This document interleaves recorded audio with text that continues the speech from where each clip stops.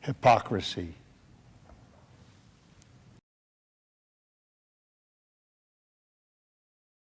Hey, what's up, guys? Welcome to Lawsplaining the Interwebs. I am your host, Nick Rekieta of Rekieta Law, a small law firm in central Minnesota. And with me today is a very special guest, Mr. Frank Hassel. How are you, buddy? I'm good. How are you? I'm good, except you have already trampled on my stream's rights by making people not watch by existing. I made them fire a warning shot. Yeah. Across your Twitter feed. So I've got beef with you here, asshole. You've already taken half my audience, and the other half is sending me hate mail right now. They're gonna kill me later. Yeah, they're fucked up, man. I don't know what their problem is. If you have a problem with anything I do, you have some sort of mental thing going on. Well, that's what we're here to talk about tonight. You know, you've been front and center in some internet antics that have turned into real life legal drama, like Law and Order IRL has shown up because of a joke that you did. Yeah, the Law and Order Special Needs Unit. Right. Yeah, is active and on the case for all Frank Hassel sightings, right, and movements across the country. And so it didn't start with Boogie, but that's where like a big bunch of attention came in pretty recently with you going to Boogie's house. And then you've been involved in doing other things that seem to make people very, very angry, like unreasonably angry. Very upset. Yeah. Be it saying that an angel told me, and this is totally real, this is like an angel showed me a picture of these people in these videos, and he said, this is the guy who raped you in your dream, and you need to go confront them. So I went and I did, and they got, they were furious with me. It was right. Whatever happened to believe victims? Yeah, for real. I'm the victim here. I was victimized in my dream, and this beautiful angel came to me, and he said, "These are the demons. This is what they look like. Here's a photo of them. Find them at the grocery store." So I put on my insulin pump and I went hunting for them. You're like Bill Paxton in Realty. Yeah, and then these demons with handcuffs and blue hats on just totally interrupted my whole deal. Hey, can you bring your mic down? Oh, my mic is on my desk. Oh, it keeps doing this weird thing where it's like going quiet and then coming loud. Of course, it wasn't happening during our sound check. Let me see. Does this change anything? Does it sound different when I do that? I don't know. We'll have to see if it cuts out again. Okay, I got you. Yeah, I've got a desktop mic, so hopefully it will just. I don't know. Maybe I should just talk louder. Yeah, be loud, be angry the entire time. Scream. Yeah, I don't know. But yeah, so if hopefully that'll fix it. If not, tell Frank to plug his mic all the way in. There you go. But anyway, so you're here. You've got a video coming out, right? Like it came out on the 20th. Right. And I released it for on YouTube for I think 24 hours. And so it's out now on my Gumroad. It was on YouTube for 24 hours, but now you have to go to gumroad.com/FrankCastle and pay $5 or more to watch it and all the back catalog and all that stuff. Right. So yeah, and in this video, you go around, you talk to people at random places, and you get a reaction out of them. Yes. Yeah. I talk to people at mostly grocery stores because stuff is still like not opened up here. And that's like, a grocery store is a place where you can go and have like a guaranteed like 10-minute encounter with somebody. Yeah. Because, if they're in the back of the store, they have to walk up to the front. They want to try to reason with you. They want to do, so yeah, you can. Unless they just don't react in any specific way. And then the thing ends. Cause that's well, I guess, is it fair to call what you do trolling? Is that the proper word? It's like something I would do to someone in a video game, but in real life. That's how I would describe it. Like, so how many gamer words do you use on the average troll encounter? Because I remember Halo 2, man. Yeah, there's a few. Sometimes it'll slip out. Like where I was staring Boogie in the face. That was the only thing I could think of, and it just exploded out of me right before I left his yard. It exploded out of you, but something else exploded from Boogie.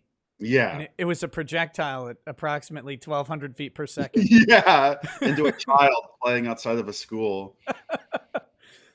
All right, man. So how do we, I've been trying to figure out like how to do this interview.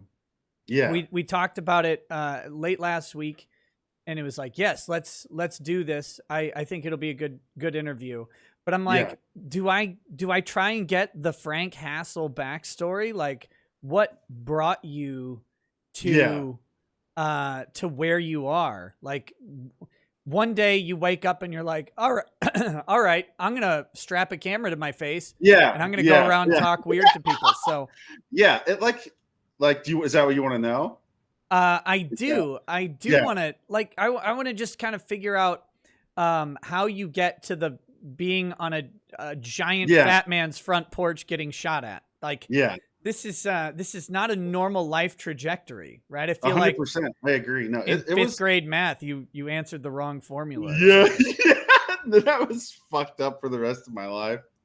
Yeah, it's like it all started in video games and just like playing video games with my friends, playing Counter-Strike Source, playing Counter-Strike Global Offensive. Just like years and years of doing this stuff in video games. And I don't want to say honing my skills, but like fucking with people on Twitch and just kind of it got to a point where I was it was like maybe I could do this in real life, like maybe I could do this in real life. And at the time, when I first started working for Sam Hyde, he was like, that was what I was filming for him. He was like, do you think you could do this for like a segment in the video? He was like, I'll pay you, blah, blah, blah, blah, blah. And I was like, yeah, I can, hell yeah. Like getting paid to harass people is like, the dream. That's kind of the abridged version, is it? It went from video games, and it became like a thing I can do in real life. Okay. So, forgive me. I'm not that familiar with your backstory. So you were working with Sam Hyde. Yeah. Shooting video for him. Yeah. And then he decided to hire you to harass people. Yeah, well, he hired me to harass people, and a lot of the stuff like I originally filmed was stuff for him that he was just going to cut up and put in his I think he called it Happy World Daddy. It's like a kind of there's just a bunch of different clips and videos and stuff of his, and he was just going to put my stuff in there, and he didn't end up using most of it. Sure. Like 90% of it he didn't use, and my contract said, well, on December 1st, 2020. You can, this stuff, ownership transfers to you and you can use it for whatever. So I started having people edit it. And, I was putting it on YouTube, and it was like, okay, this is like, people like this. They think it's funny, Yeah. God damn it.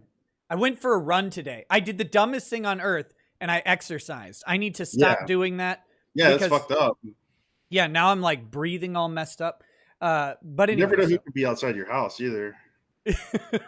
Well, if I'm outside my house, I could get an encounter from. Yeah, you can have it's like a random encounter in a video game. Half human, half gorilla Frank Hassel, which is terrifying. The white ape.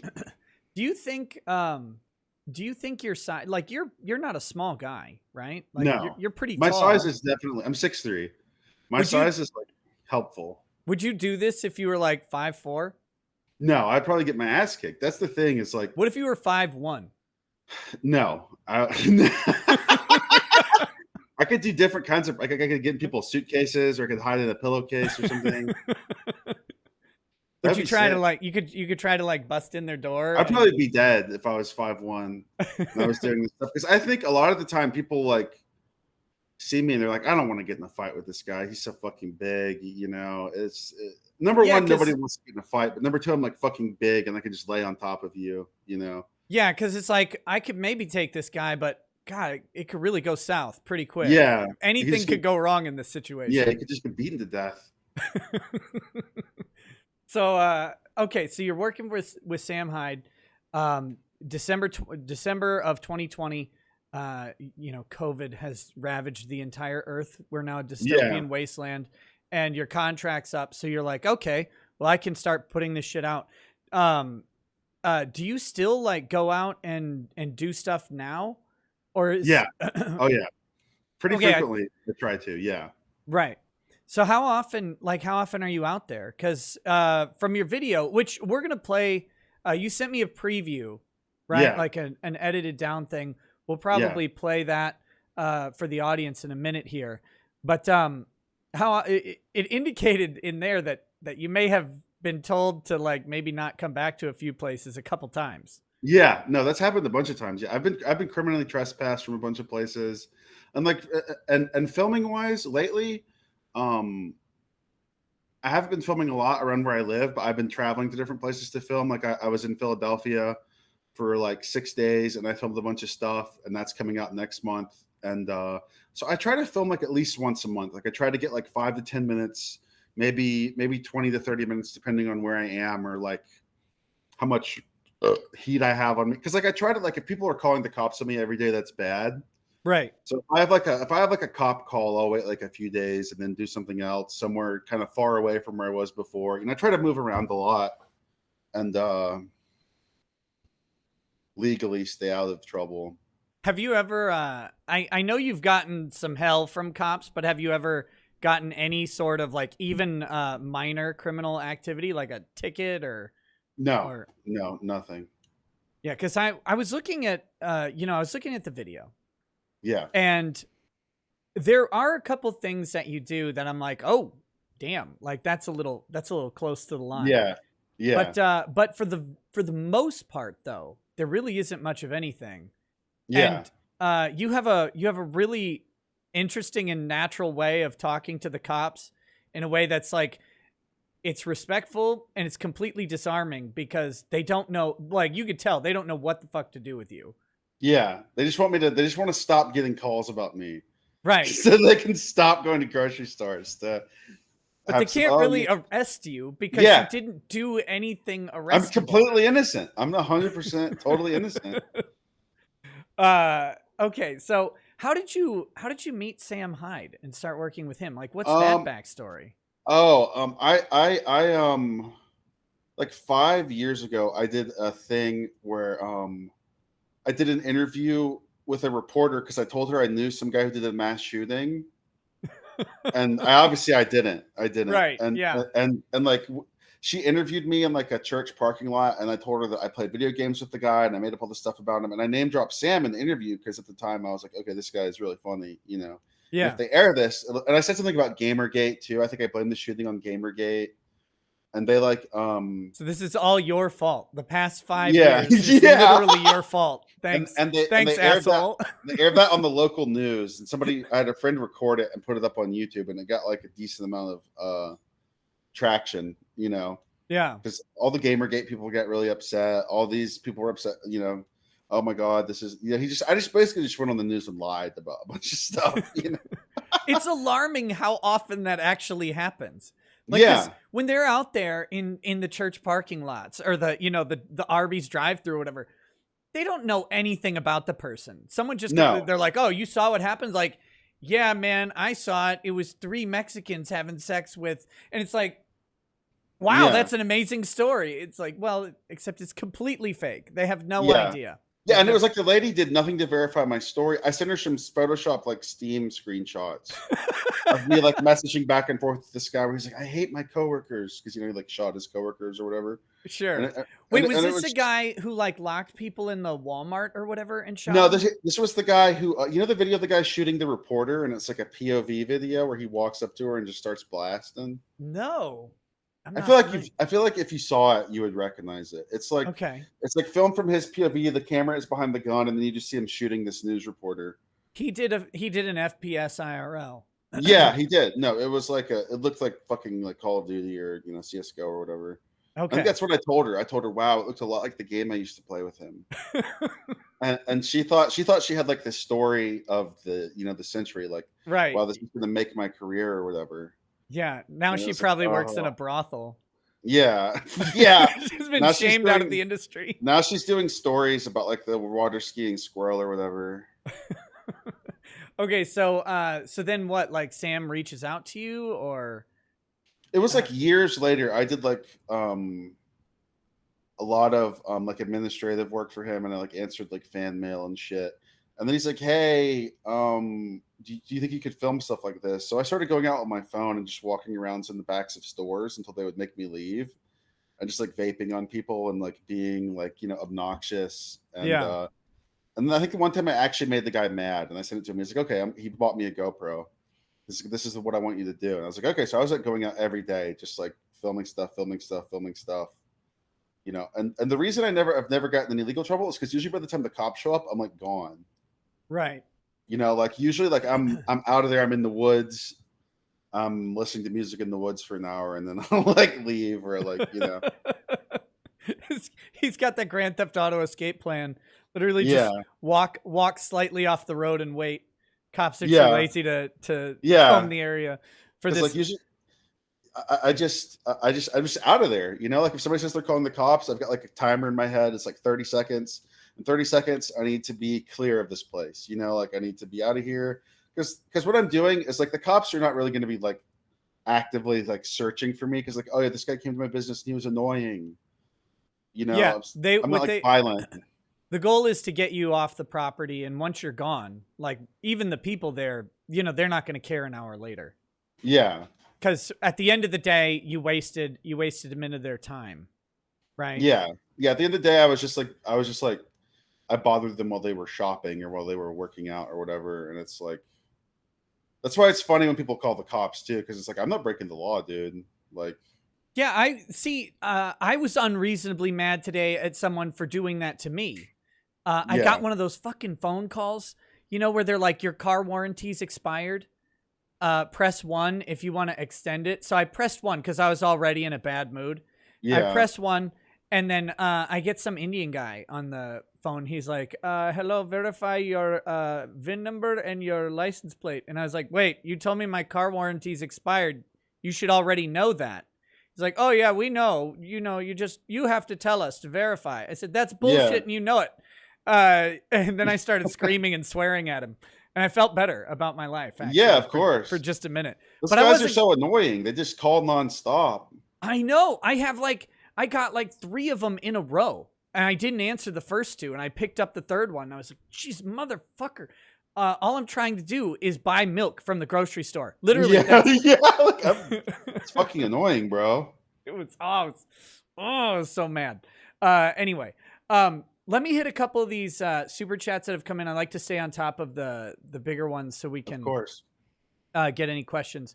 Andrew War Snowboard says, I haven't been able to stream for about a week now because my PSN got hacked and deleted. Sony's customer support is garbage, and I'm not able to stream on YouTube either. I just want my account back. #RIP. Oh, dude, that sucks. That's fucked.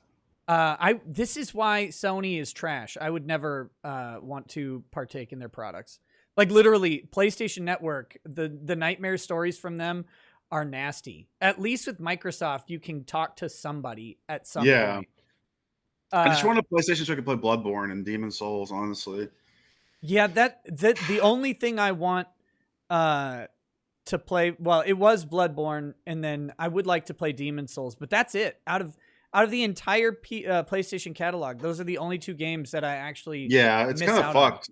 Paying $500, or now it's like $1,000 to get a PlayStation 4 or 5 or whatever. Yeah, I have no burning desire to do it. Eventually they'll get ported somewhere. Andrew Haskins says, Kermit said it's my duty as a man to drink whiskey, so tonight I'm having Tullamore Dew. Ever had it, Nick? Smooth as milk and cheap. My go-to whiskey. I have had Tullamore Dew. It's not terrible. Not terrible for an inexpensive whiskey. Wolfgang Deo says, learn how to spell. Did I spell something wrong? Oh, yep. Right in the fucking title. Oh my God. There we go. I fixed it. Thank you, Wolfgang Deo, for your wonderfully robust contribution there. Funny Valentine says, why did Crowder even bother with the H3 debate if H3 was just going to have Sam Sater do all the talking for him? Ethan's a cuck in more ways than one. Are you familiar with this Crowder and H3? No, I don't know about that. You know who H3 is? I know who he is. I've been watching that Frenemies podcast a lot that he does with Trisha Paytas. It's surprisingly entertaining. But she left now, right? Yeah, I know. That was the entertaining part, is that she's like totally out of her fucking mind. Yeah, so she's gone. But yeah, so apparently like he Crowder invited him onto a debate, and he sent someone else to debate for him, which Oh, is that's lame. I guess that's epic troll. Mario Carter 13 says Boogie will defend himself. Stay back. Aim. Aim. Aim. He didn't aim. That was the problem. Yeah, he closed his eyes when he fired the gun. Oh, he closed his eyes? Yeah, he was scared. He was so scared. He was probably afraid he was going to put it in his own mouth, honestly. Yeah, I think so. You know, I was telling you before the show, I think if we ignore the Keemstar interview, which I want to get to talking about that, because that was a cluster right there. That was crazy. It was beautiful. But aside, if he didn't do that interview, I think he might have been better off just shooting you in the fucking face and leaving you to die in the grass. Because since he didn't shoot you, like now he has to justify why he fired a weapon and he didn't miss. It's not like he like shot at you and missed. He shot away from you. And that's like, okay, you weren't scared enough to just plug the guy, then you weren't scared enough to fire the gun. What are you doing? Yeah, 100%. 100%. It's really funny. It's like I put him in a self-defense situation. He just failed as like horribly as he could have. He didn't kill me. He fired a gun at nothing, you know. But I don't think you even actually put him in a self-defense. You didn't do any. You're a colossal asshole to him. I was just mean to him. Right, and that's not a crime. For now. Bad vibes. Yeah, we'll see. Bad vibes says moral of the situation: don't hassle idiots. You might not get a warning. Oh, there you go. That's what you sound like a bitch. 47 Ronin Gaming says, speaking of unreasonably mad, the you dropped your hot dog vid will be near and dear to me forever. And shame on you, Nick, for doing what you want on your own show. Enjoy the shekels. Yes, I do enjoy the shekels, and I will always do what I want. What's the you dropped your hot dog video? It's a video where I was filming in Fall River, Massachusetts, which is kind of like a notorious like hellhole shit heap of an area. And I had a package of hot dogs, and there was this kind of weird looking junkie type guy walking by. And I think I threw a hot dog on the ground, and I said, "Are those your dogs?" And it like evolved into this like whole thing where he was like shoving me and like spitting at me and stuff, all because I was like tossing hot dogs at him, saying, "Bro, you dropped your dogs. Are those your dogs?" just like some guy on the street, just totally ridiculous for no reason. Why is he so mad about it? I don't know. I still don't know. He was just having just the wrong guy on the wrong day. Just totally flipped his wig over nothing. Yeah. If he was a true junkie, though, he would have just picked up the dogs and ran, right? Like, yeah, I know. I agree. He could have traded those for crack or whatever. Yeah, he could have eaten them. Is that what put them up his butt or something? I don't know. Is crack what the kids are doing these days? Yeah, I guess. BG Willia says, breaking news, Ronnie O'Neill found guilty of 2018 double murder of family and attempted murder of son. In the least surprising news of the day. Did you happen to see this? This guy down in Florida he's now been convicted of it, but he was, accused of murdering his girlfriend and his daughter and trying to murder his son and then lighting their house on fire.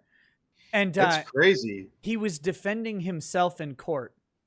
He's a black guy. Oh, yeah, I saw that. Yeah, he's got like the hydra coming off of his head. Yeah. Right? And he's in there just screaming at everybody. He was found guilty. It was very shocking. That's crazy. That's so insane. I saw that it was like he was like questioning his own son or something like that. Like it was like, because he was acting as his own lawyer. So you have a right to confront your accuser. And since the the prosecutors called the kid in to testify, so then he's like, "Hey, Ronnie Jr., do you remember me? Yeah. You told them I hurt you. Yeah, after you stabbed me." It's like, fuck. Oh my God, he's a junior too. That's crazy, man. He's the fourth. He's Ronnie the fourth. That's crazy. Yeah, Ronnie the third was kind of fucked. Yeah. Hopefully number 4 will be better in the legacy. Yeah, of Jesus. Okay, RZEQDW says, inspired by Ty's lecture, I read up on Texas history. I love this stupid meme state so much. Founded by a bunch of redneck assholes who screamed frig off until they actually did. Yeah, they were all running from debt too. That's why Texas is a great state to run away from debt, because that's what it was founded on. It was people who were like, oh Yeah. shit, I owe a bunch of money. I got to get out of here. Wick Dipper says, Frank, do you prefer your Futanari simply castrated or with the full Lorena Bobbitt treatment? Castrated. Okay. So, gotcha.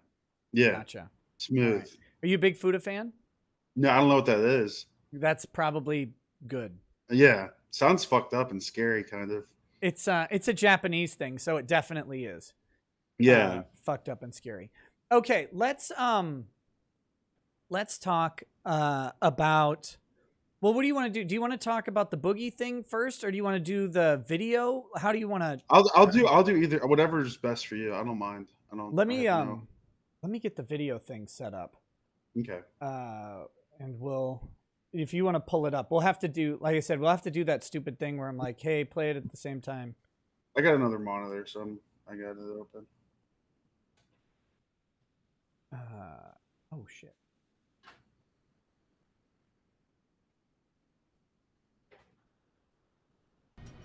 So it is you. Okay. I'm almost ready.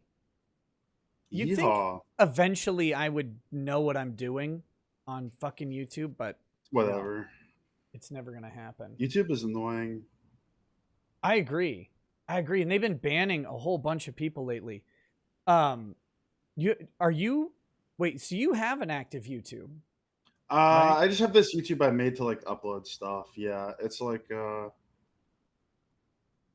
yeah, I mean, it's I don't really use it besides I'll upload a free video every few months, and that's pretty much all I use it for, because they banned me or whatever.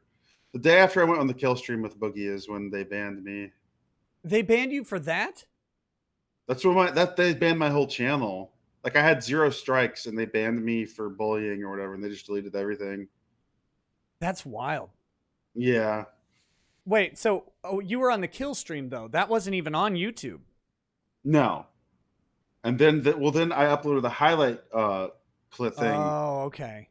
Of my thing with Boogie, and they banned, instead of just taking down the video, they banned my whole channel. And like every re-upload of that, or a lot of the re-uploads of that, have gotten taken down too. So yeah, it's got to be. I imagine, they're like, this is a 4 million subscriber channel. We got to do something about it, right? Yeah, like, yeah. He's got like a rep or something, probably somebody from YouTube that like he communicates with. It's like, yeah, this guy's just making fun of me and telling everybody I'm not a poor innocent victim or whatever. you know how he is. Yeah, it's kind of, he's a strange guy. Like I never followed Boogie. I didn't watch his stuff. And we need to save this, because I do want to know like how this whole Boogie thing came to be. But, of course. But for now, I've got the video pulled up. Okay. So whenever you're ready, I'll do like a 3, 2, 1, go countdown. Okay, that's fine. All right. 3, 2, 1, go. So it is you. Who are you? You're the guy who raped me in my dream. An angel told me I would meet you here. I was 10 years old in the dream. You were a grown man. You were stretching me and gagging me. Ew. What is this about? Stretching you, huh? That's gross. Yeah, it was my dream. What is this about? The angel told me you would be here. Come on, buddy. You don't get to rape people in their dreams. What are you doing? Pedophile. You fucking baby raper! You attacked a child in a dream. Imagine you're at the store shopping and this happens to You you. act completely normal when we talk to them. Can you call security for this guy? Why? It's too What did I quiet. do? Hold on. Can you pause it? You Yes. raped me in a dream. Okay. I got to figure out how to turn it up. You can maybe download the video and then play it through VLC, and then it would be louder, I think. Maybe. Fuck it. Let's see. I wonder if, hold on, let me pull up my audio mixer thing. Let's see if I can boost. Aha. Yeah. Yeehaw. There you go. That'll fix shit. That's a lot louder. Might have to turn you down a hair, but it's not a huge problem. Wait, I don't want to mute you. I just want to turn you down Can I even do that? I don't know. Testing. Am I loud as fuck? Yeah, you're a little loud. That's okay. This'll turn up the audio on the fucking video at least. Yeah. All right, here we go. I'm at 47 seconds, but 3, 2, 1, go. Call the police on this guy, please. Why? Seriously. So go away. Get away from me now. Am I breaking the law when I touch That- his hat? yes. That is, yeah. Yeah, that's one I wouldn't recommend doing right there. Yeah. Get away. That was kind of what I from me thought. now. And I try to never touch people, but I don't know why I even did that. Now the hat is on the other foot. Watch out, Frank. She's getting back up. Grenade out. So you get for attacking someone in their dream.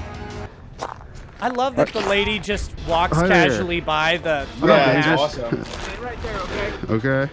What's going on? I was making a YouTube video. Okay.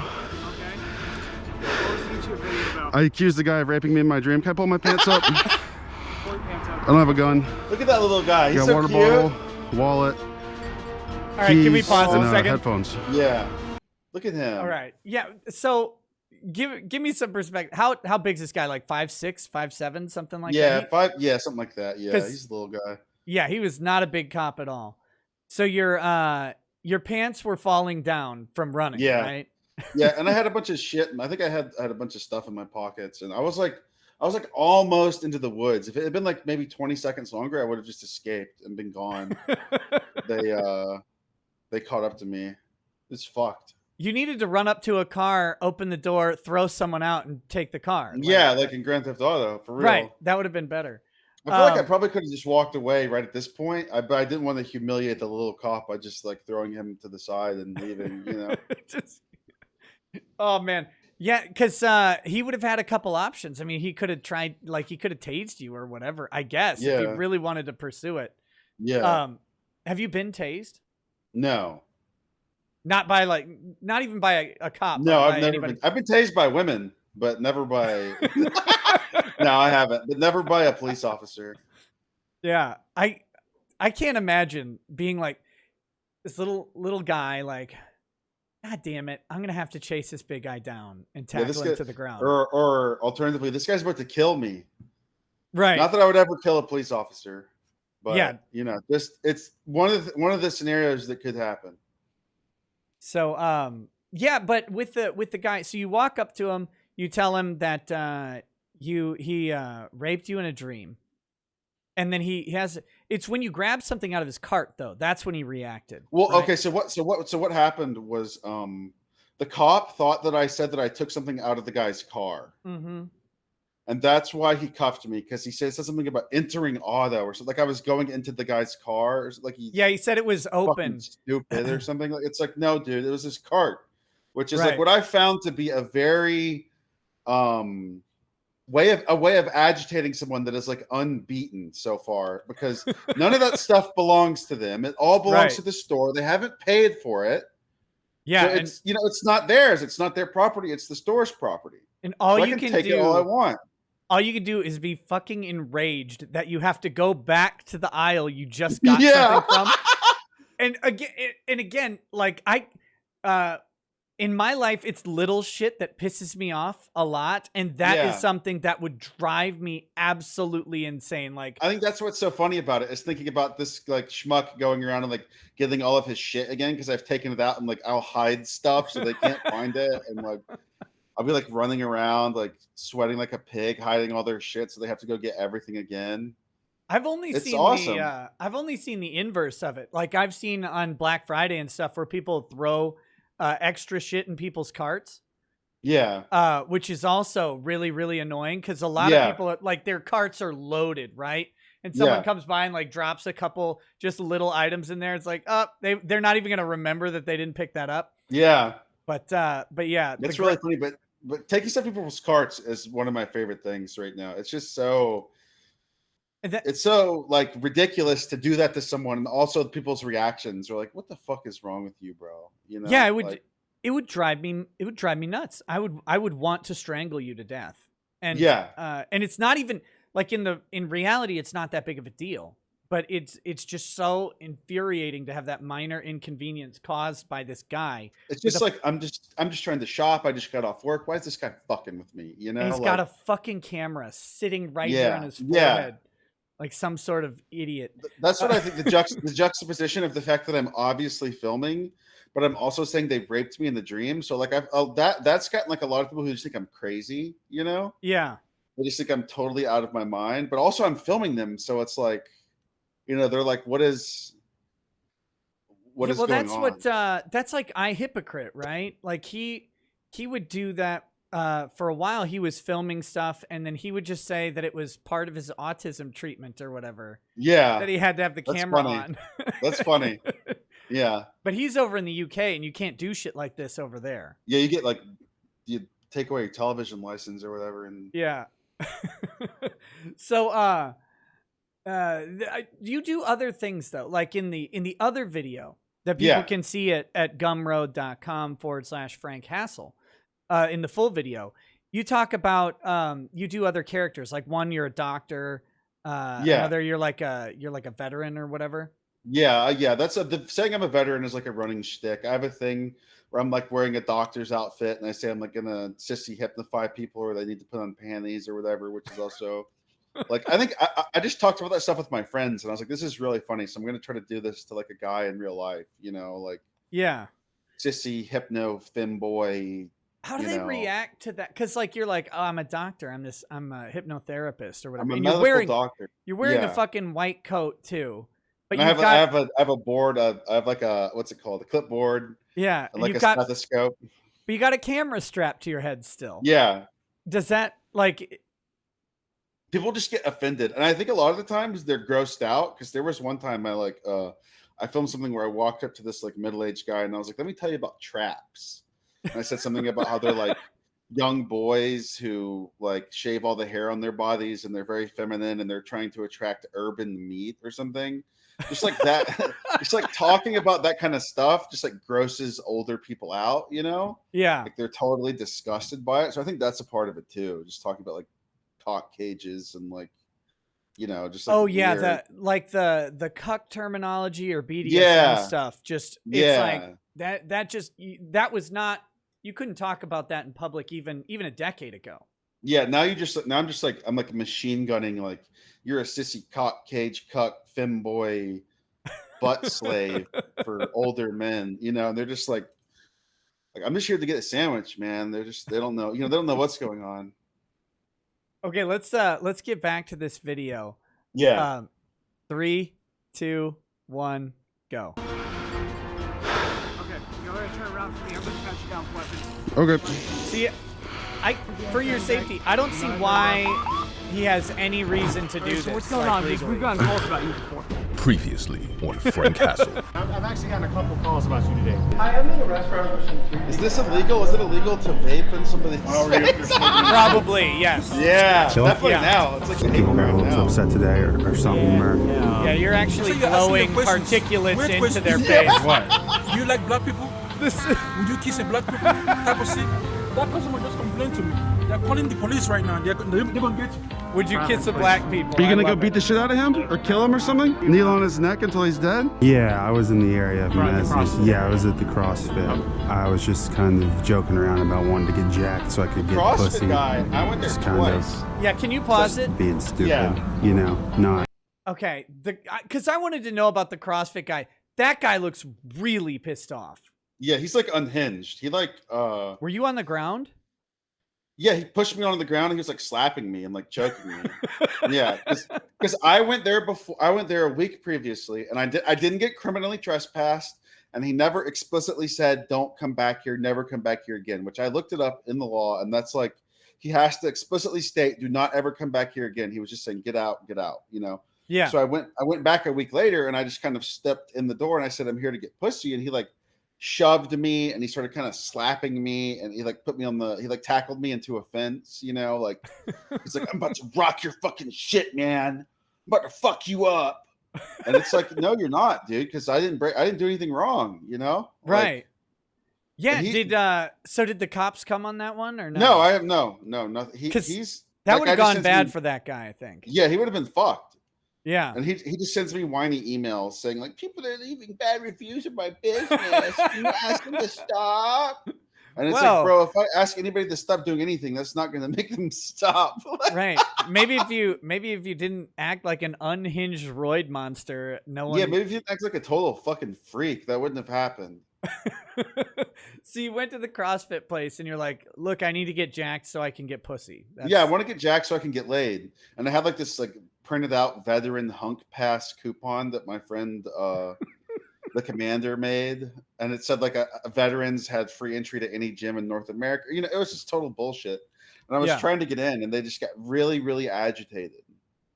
They just got really, really annoyed. So I filmed there, and then I went back a week later, and that was when he tackled me. And it was like, bro, you're out of your mind.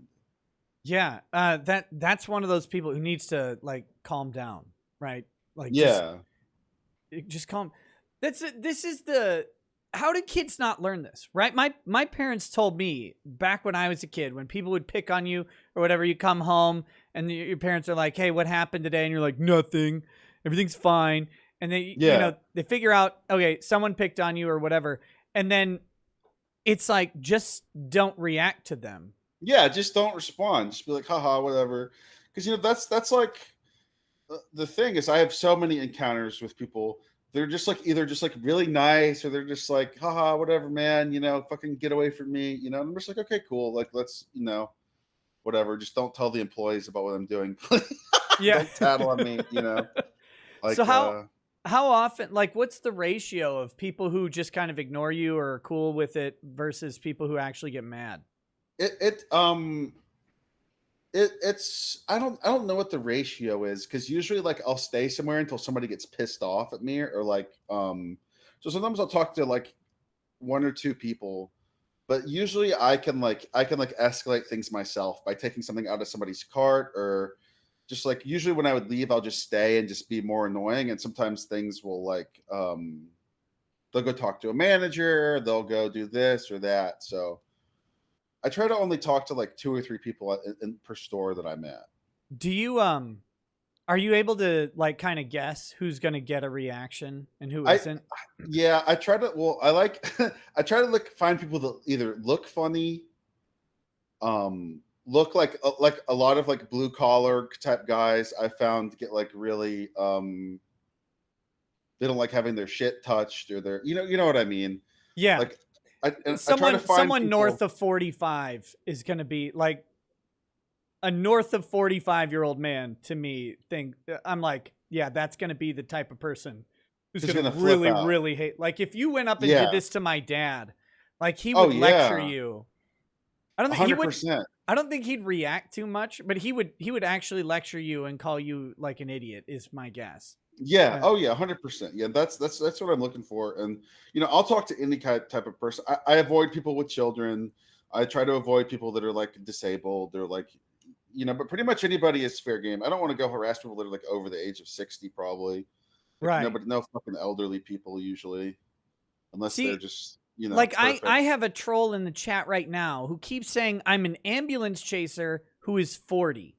This is not accurate. 1, I'm way out of shape right now. I can't chase ambulances for shit. And 2, I'm 39 and a half, you cockbag.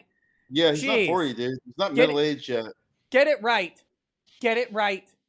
But it's crazy. All right, so let's get back to this video, because we're barely into it. We're barely into it. Okay. 3, 2, 1, go. Anything go on inappropriately up at the workout anytime? Anything go on inappropriately? Nothing inappropriate, really. I'm trying to get jacked for the race for, man. Who do you think's going to win, blacks or whites? That I can think of. Just you were saying some inappropriate. That guy was gay. Out there. Like what? Could you give me? Like, one of her remarks was that you said this is going to help your sex muscles work or something. I said I wanted to work out my sex muscles. For jail. I told her I was going to jail. He's calling himself King Chad. He's offering to squirt water in his mouth. I think he's actually having a mental breakdown. He's calling himself the King of the Chads. Harassing me. He came in a You offered to squirt water in his way, but you didn't squirt water in his mouth. No, I just offered. Weird dream he had. I'm raping him in his dream. fucking harassing me here? I'm a doctor. I'm a learned medical doctor. Get your shit out of here. We've gotten calls about you before. Yeah. Just making YouTube Look at this videos little guy. Okay, What's he two doing? videos of Yeah. you accusing people of raping them. in my dream. In my dream. Why? It's funny. It's funny. Yeah. Okay. So what happened this time? It's usual. Okay. Usual, you went up to someone and Usual. what happened? I said he raped me in my dream. Okay. What did he say? No, I didn't. Okay. And then I think I picked something up in his cart and then I put it back into it and then I followed him up to the front. Picked up something from his car. Yes. Okay. Yeah. So his car was open. What did you pick up? Yeah, his I don't car remember. was open. This guy's an idiot, man. Yeah. Okay. Okay, pause it. I'm sorry. So yeah, you tell him. First of all, I love the guy's like reaction.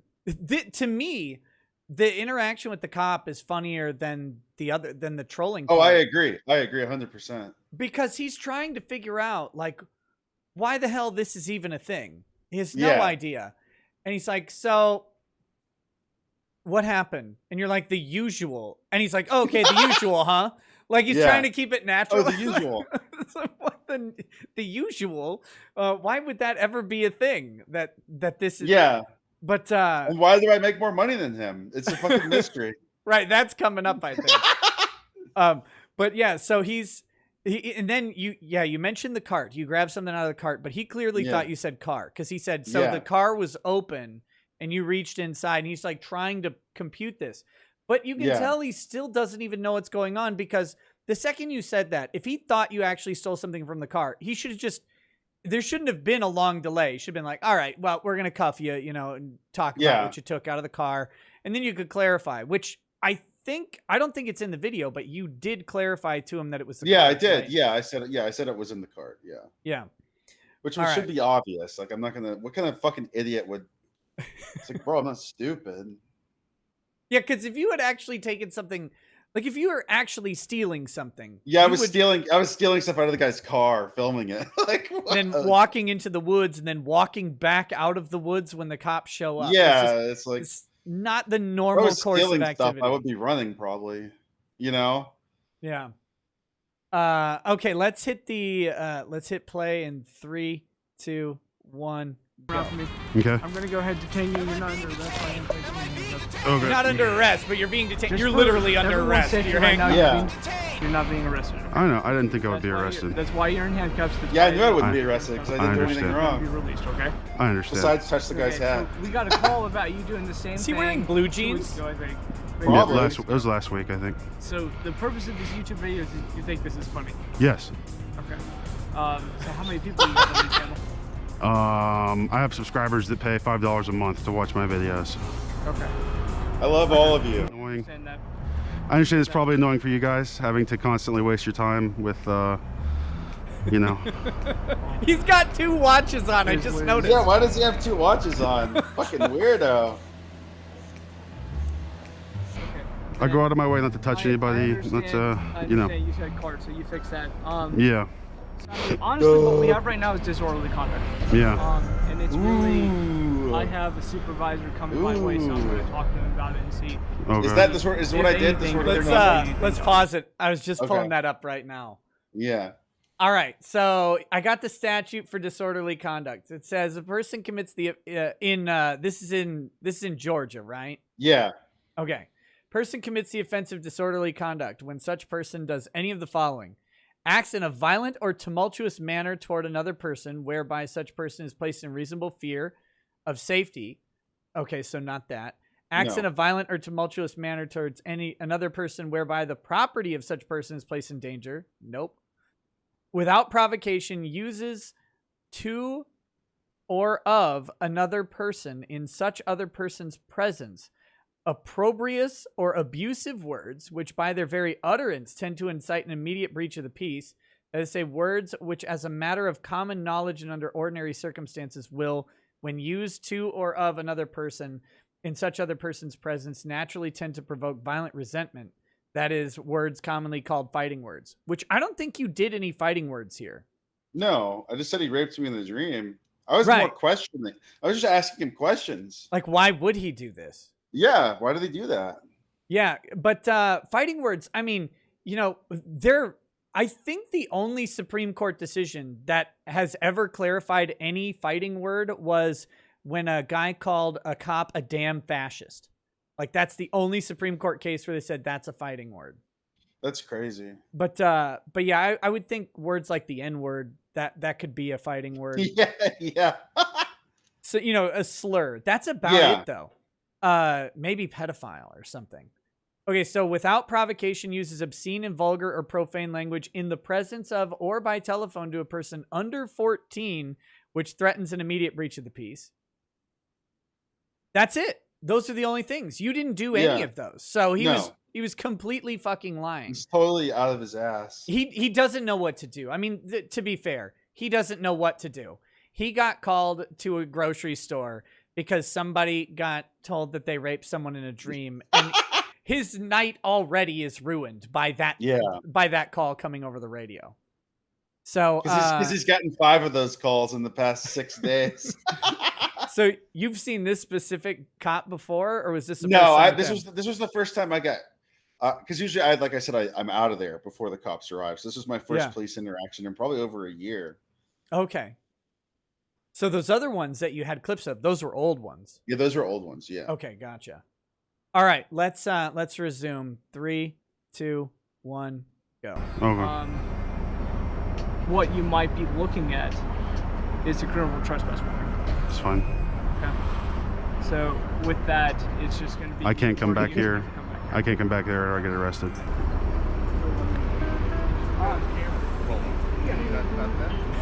No.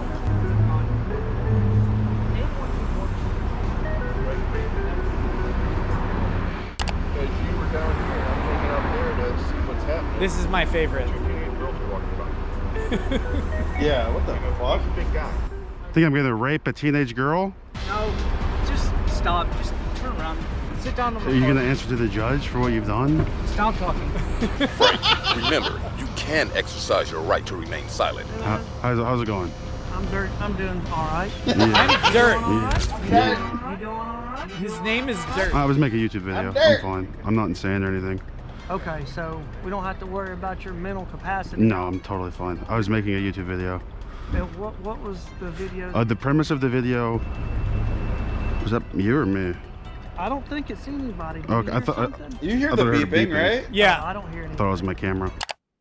The officer knows he is caught in a lie. I as love Frank that you did subtly the alludes to the JCS fact criminal that he is psychology. recording I love the that entire guy. encounter. If we examine the original My editor audio, we can watches easily him, hear the a satanic lot, too, beeping, 'cause which he's- the those officer guys' attempted to videos are use awesome. as a gaslighting technique. The premise of the video is I go up to somebody who's shopping and I say they raped me in a dream, and then an angel told me that he showed me I a love the picture of them blinking. and said that I would meet them in the aisle. he looks... Okay.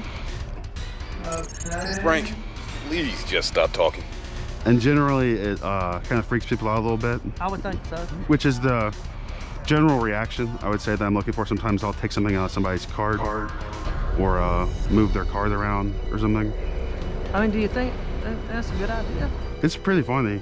It is. Yes. And you're clear that some of these things that you're doing you think's funny could cross the line into Yeah. violation of That the was law. illegal. Yeah. And you could go to jail. Yeah, Yeah. I would not Is vape it in worth people's it to you? face. That Yeah. was a It long is. time Yes. ago. Okay. It ain't worth it to me. I'm not. I understand. I wouldn't want to go to jail.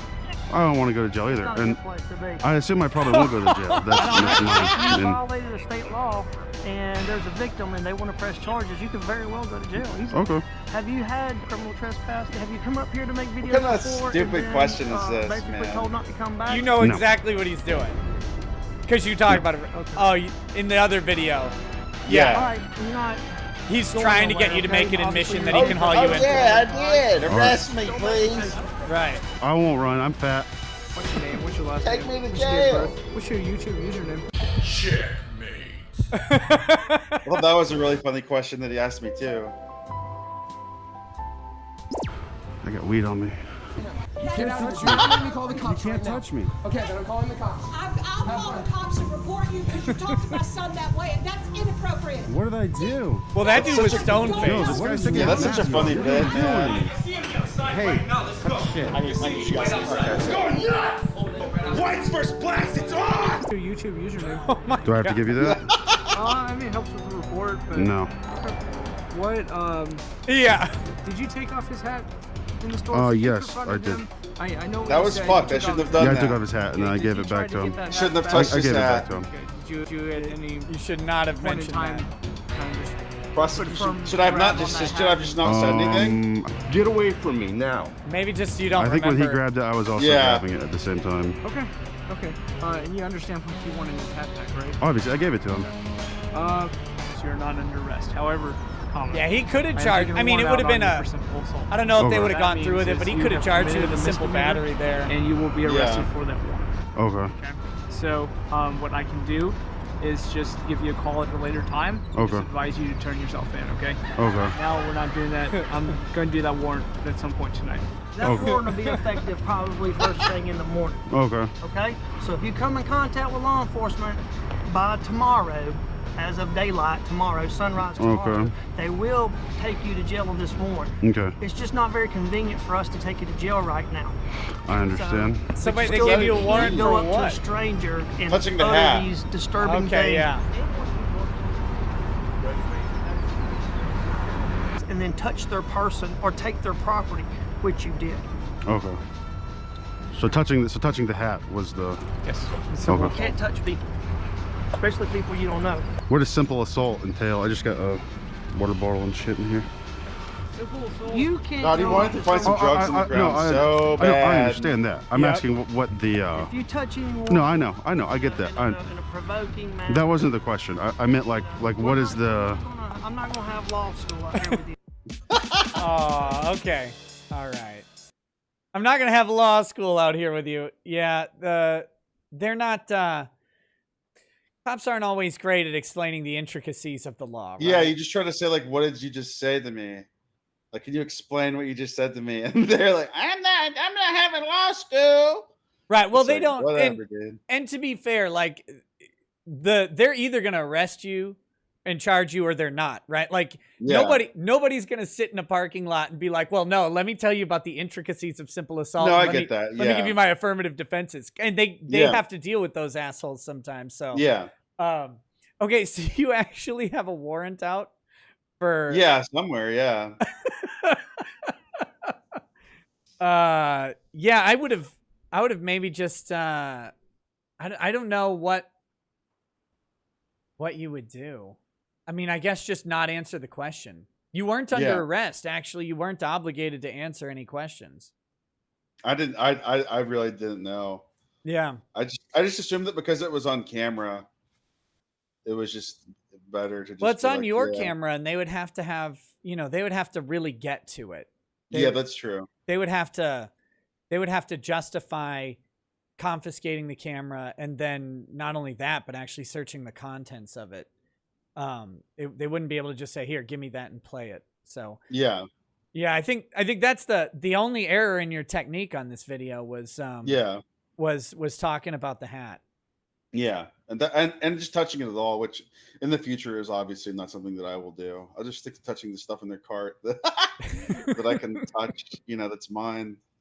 Right. Yeah. It's weird because I was thinking about that when I first watched the video. I was like, okay, grabbing stuff in the grocery cart, that's a lot, but it's not that person's thing, because at any time they could just leave the cart and walk away.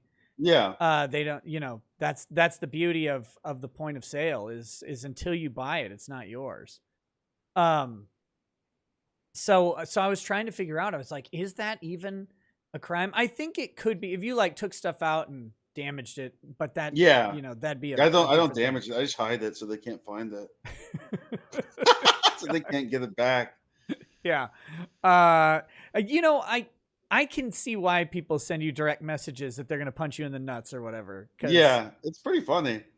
Because that would piss It's me awesome off. when they do that. All right. So let's talk about Boogie. Yeah. Because I've been wondering, so here's what I saw. I saw the Boogie interview. Yeah. And then I saw the video the next day. Like, this is what I saw in real time. I see the video the next day. You go over to Boogie's house, act like a complete cockbag outside his front door. Yes. And then he stupidly opens the door and comes out with the gun drawn. Yeah. Did he have the dog in his other hand? No, somebody the weird friend had the dog, right? The AC guy was holding the dog. There's like some guy like working in this house who was HVAC guy, can you hold my poodle while I shoot this asshole? Yeah, he was just standing there. And then the HVAC guy like, oh wait, my fucking headset got unplugged by my cat. One sec. Okay.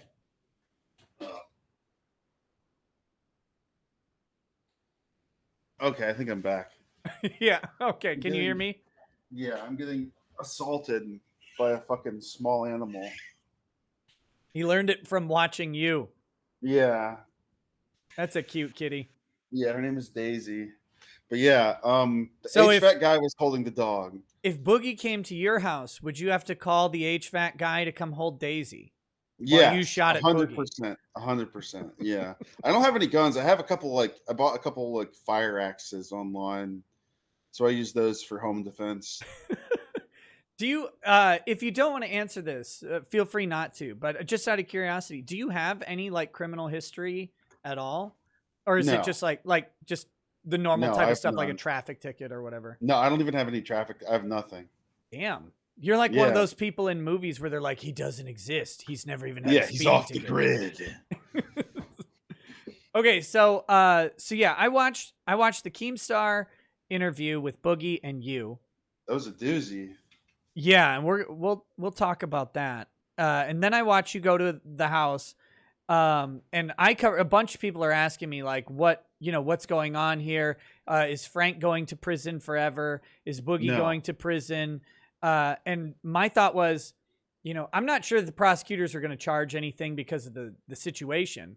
But what I ended up saying was that Boogie should watch out for an aggravated assault charge. And that's, of course, what they ended up charging him with. Yeah. I guess in Fayetteville, they don't really like having guns discharged in school zones. Yeah. Shocking. Yeah. It's a weird town in Arkansas. It's like, also like he had time to think about how it was going to go, ahead of time. There were months of buildup. There were months of buildup before I even got there, where I said I'm going to come to your house out of a helicopter. I'm going to hang glide onto your roof, right? And just saying stuff like that. So he had an inkling of an idea that I might show up. Okay, and it's his choice was to come out and wave a gun around at me, which is just So why Boogie? How does this manifest? You say this started months before. So this is a long con on this one. Yeah. Oh, 100%. Yeah. I knew who Boogie was from the videos, the Francis videos from 10 years ago, where it's oh, I want my Mountain Dew or whatever. And I knew who Boogie was because of that, and just generally being on YouTube, Yeah. But as time passed, he just became more and more of just this weird freak that people laughed at. And I just kind of I knew who he was, and I had seen some videos about weird stuff he'd done with women and he seemed like a guy that was really easy to provoke and get going. And you just say one thing to him and he'll just be talking at you, or he'll go on and on and on about it. And this guy will be perfect. This guy would be so one day he was just streaming, and I went in this chat and I said, Frank Castle's going to come to your house, dude. So that's how it starts. And he starts DMing me immediately starts DMing me saying oh, people are saying you're going to come to my house, blah, blah, blah, So at the time, are you thinking this is just going to be a one-off gag? He's going to make a stink about it on the internet. He might do a video about it, whine on Twitter. Or are you thinking this is going to be more? I thought it was going to be more. I thought it would be a whole big thing. That was my plan anyways, was because he's just like the kind of guy that doesn't let anything go either. You know, it's just so easy to get him riled up and freaking out about basically nothing. You know, just me like saying I'm gonna hog tie him and like put a ball gag in his mouth, just like total bullshit. You know, Right. So you you start with this stream where you drop in the comments, and then he's DMing you immediately. So then are you carrying on in DMs with him, or are you tweeting to him? Like what? Both. We're talking in DMs, and I'm like screenshotting it and posting it because he's like saying stuff like, "You can come to my house and kill me, but don't kill my friends or my dog." You know, just totally like embarrassed. Like that's a quote. That's a weird quote. It's a really weird quote. That was one of the first things he said to me was, "You can come to my house, but you can kill me, but don't kill my friends or my dog." And it's like, what are you talking about, bro? Yeah, because you just said you were coming to his house. Like, did you ever? I didn't even say it. It was somebody else that said it. Like somebody said Frank Castle is coming to your house. Oh, so it wasn't even you who went it was sorry, I misspoke. It was me, but I was on like a burner account. Like he didn't know that it was. I was like pretending to be a fan, you know. Right, but just seeing if he would take the bait. But the burner account didn't say Frank's going to come to your house and kill you. No, it said Frank Castle said he's going to come to your house, dude. And so then he immediately DMs you. Yeah, he's DMing me on, and I think I posted like a few messages like that because he said something like, "Well, why would this guy come to my house?" And then I think I typed in the chat like, "Well, he seems like he's mad at you," or some just bullshit to get him riled up. Okay, man, that is crazy. a weird reaction to anything. Like, you can come to my house and kill me, just don't kill my family. Yeah, like I never said anything I was gonna hurt you, or you know, like I try to be as vague as possible. You know, I think that's like a good. It keeps things open-ended, and also you can say like more threatening things if you're more vague and you just you know. Yeah, because criminal threats tend to require some level of specificity, right? Yeah. Like they can't be something like, "I'm going to come to your house." I mean, could certainly be a threat if you're intending it to threaten someone, but it's hard to say that, well, someone coming to my house is a threat like that. That's hard to just justify. So, I'm going to come to your house is something that would terrify him, but like legally is just like, well, he says he's going to come to my house. You know, he didn't. You know, it's like yeah, and do said. what? Well, he just said he was going to come over. I'm just coming to your house. I just want to hang out. Okay, so my microphone is sinking. That's not good. Sinking into what? You sitting in the tar pit? No, it's just the mic stand that it's on. It's like on a little boom arm, and it's like just slowly. You're sitting in the pile of mud. Yeah. Okay, so he starts DMing you. You're going back and forth, and then this goes on for a long time. Were there any like for like a couple days, and then we went on the kill stream? Okay, so a couple days, then you go on the kill stream. Yeah. And then I didn't see that. What happened? You guys just yell at each other because that's at the kill stream. Yeah, well, I was just like making fun of him and talking about like all of his like the lies that he's told and like, you know, all the bullshit he's done. And he started, and his response to that was like, well, my dad made me suck his dick or something. Like his response to that was to tell me some brand new story about how he got molested. Oh, Jesus. You know, it was like really uncomfortable, and like he was like, it basically was just him getting torn apart for like 2 hours by everybody, just like making fun of him and shitting on them. And I think I said, on there, "I'll come to your house and it'll be the worst day of your life," or something like that. Turned out to be true, probably. Turned out to be, yeah. It did turn out to be. I keep my promises, you know. Yeah. Okay, so at any point, are you thinking maybe I should stop? Like, because maybe no, never. That's not even a little bit. That's no, not never. in you. He deserves it. No, well, okay. I didn't. So I don't know anything about Boogie. So why does he deserve it? Like what? I don't know if I don't know if anybody deserves it, but to me, it's just like, it's too funny to stop, you know, like number one, he just sucks and he's lame and he has a big, and people pay attention to him also, which is also kind of important, you know? So there's like, right. it brings eyes to my stuff, which I think is cool. It's just like it was like I like strapped him to a milking machine, and I had to get everything I could out of that fucking fat pig, you know, before like I don't know. Okay, so you go on the kill stream. You have it out with Boogie on the kill stream. Yeah. And then you said this thing went on for like months. So we traded barbs back and forth on Twitter. Right. So kill stream happens, and then you keep going back and forth after the kill stream. Yeah. Okay. And how that goes on, that's the part that goes on for a while, right? Yeah. And then I was in Fayetteville, partially to see Boogie, partially to visit someone. Yeah, because you said you posted. I do remember this. You tweeted a picture of you with like a snake on your neck. Yeah, there was a guy holding a snake. Because there's always a guy holding a snake. Yeah, and I said, "I'm in Fayetteville, pussy." Right. And that's when he started freaking out because he could tell what street I was on. And he knew that I was in Fayetteville. Right. So then I was 5 minutes away from him. But you mentioned on the interview that you were actually there to visit someone else, because he's like, what are you doing in Fayetteville? You're like, I'm here visiting someone. I'm visiting. Yeah, I was visiting someone. Yeah. Yeah. And so then, what gives? How does this Keemstar interview materialize? Does Keem reach out to you, or? I think I went to sleep and I woke up at like 2 a.m. and I had DMs from Keemstar saying, "Let's do an interview." Okay. So I walked out into a parking lot on my phone, and I get on there, you know, and I think we're on Skype or something because Keem uses fucking Skype because he's like fucking 70 years old or something like that. Yeah, Keem's a boomer. Yeah. For all the shit I get, Keem uses Skype. I had to we had to get on Skype, to download Skype and make an account on Skype so I could talk to him and Boogie. And immediately Boogie is like, I don't know if he's high or drunk or both, but he was very hostile. Keem was barely even saying anything. Yeah, no, Keem wasn't saying anything. And Boogie, I don't know what he was. I don't know hardly anything about Boogie.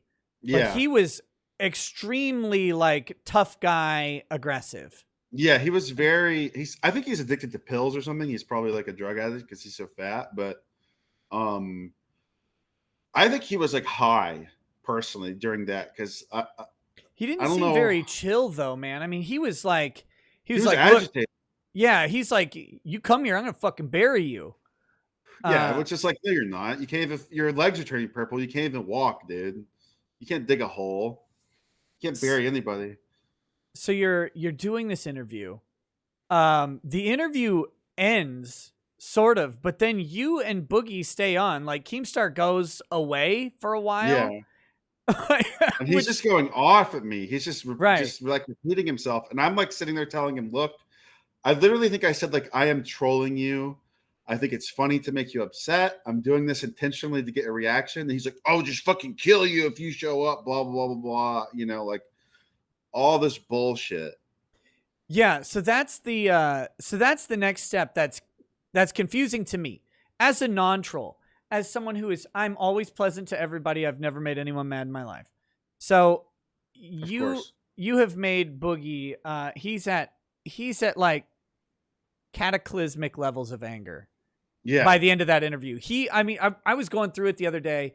He's threatened to kill you like 6 times. Yeah. In the video, and very explicit, like, and I'm not scared. And then, of course, the nails in the coffin. As I was watching it, there were a couple other lawyers in the chat who were just like, every time he would say something like, "I'm not scared of you. I'm happy to kill you."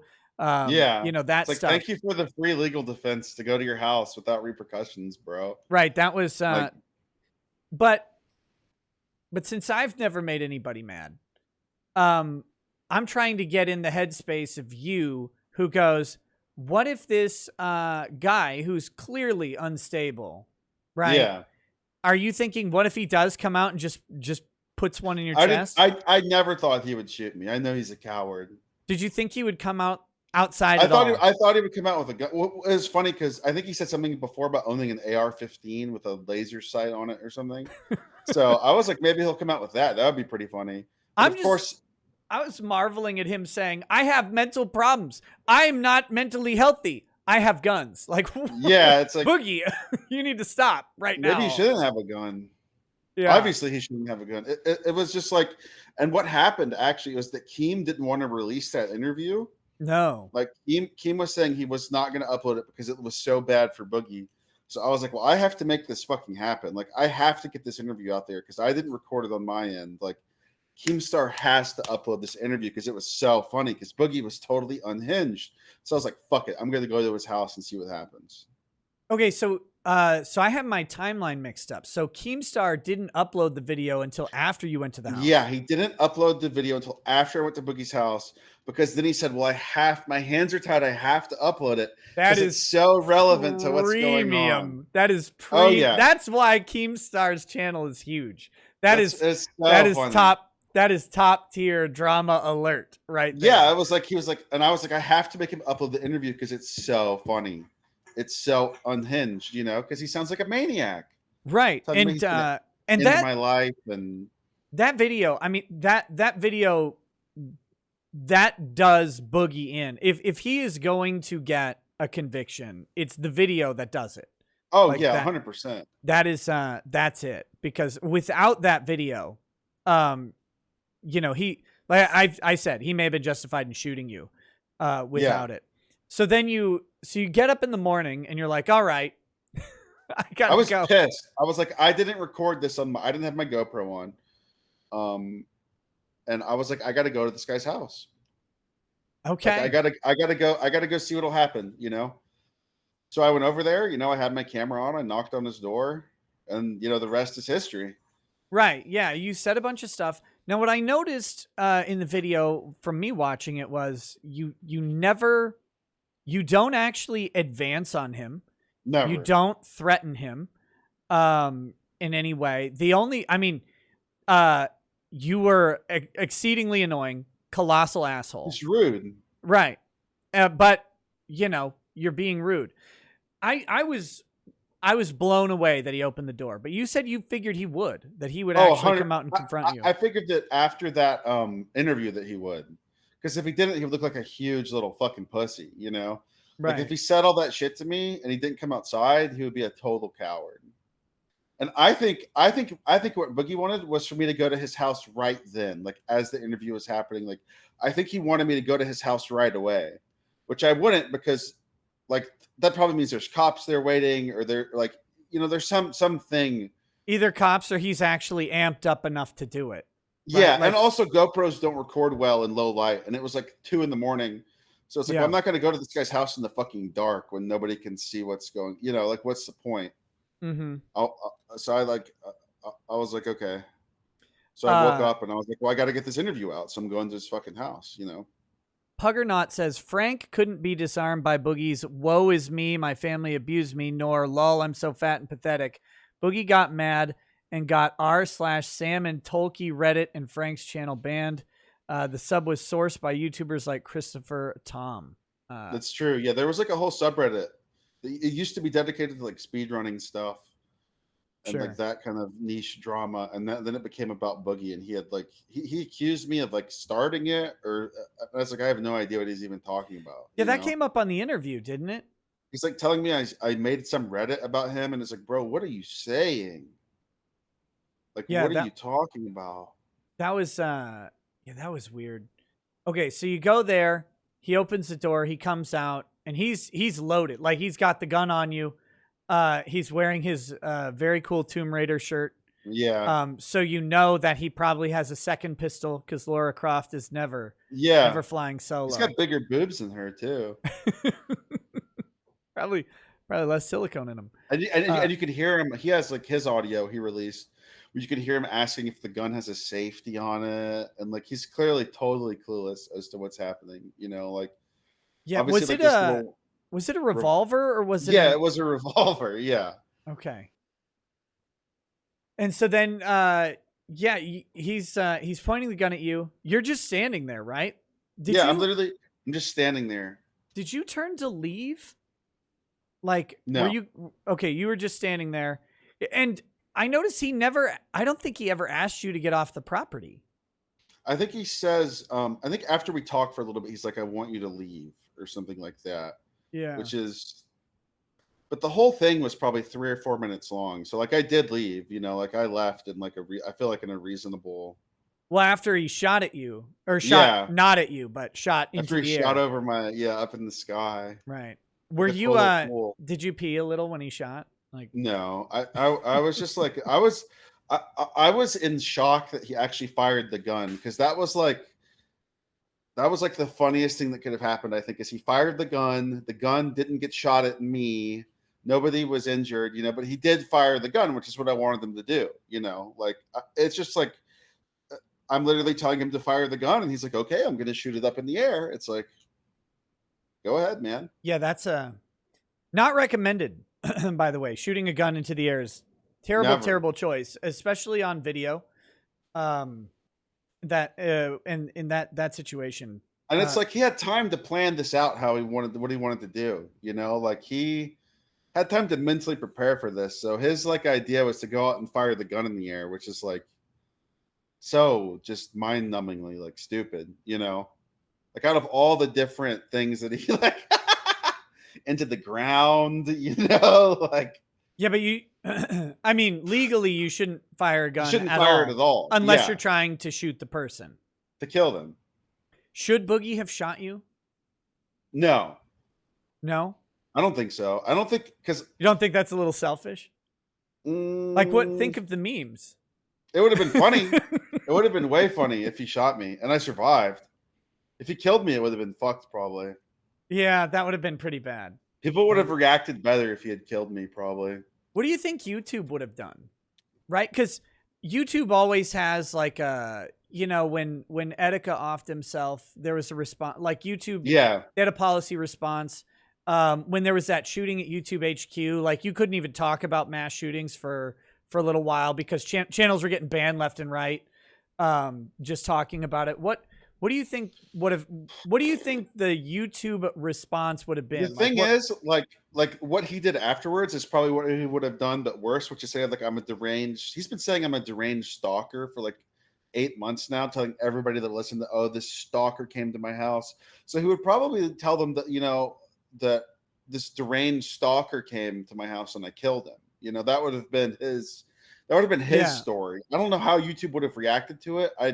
I'm just wondering what, because it's always a question like, so what punishment or like what behavior does YouTube want to change in that situation?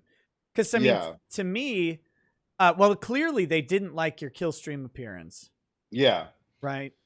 Yeah. I think, I don't know if he would have been banned from YouTube or what they would have done. Yeah, I feel like they would have blamed you for getting shot. No, they would have. They would have blamed me. And he's like the ultimate victim, so he would have played that up as much as he could, talking about how, oh, I said I was. He was telling people afterwards that he was afraid I was going to rape him, which is really funny.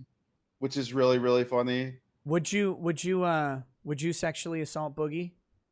I don't even think it's physically possible because of how fat he is. You need just to get to the hole, you would need like. You know what I mean? I don't want to go down that road. It's like, that's gross. Yeah, I'm just, technically, I don't think it's even possible to do that. So I don't know how he would get, Give me 1 sec. I rearranged my office. And my liquor is not close enough. So I'm gonna grab some whiskey. I'll be right. Just 1 sec.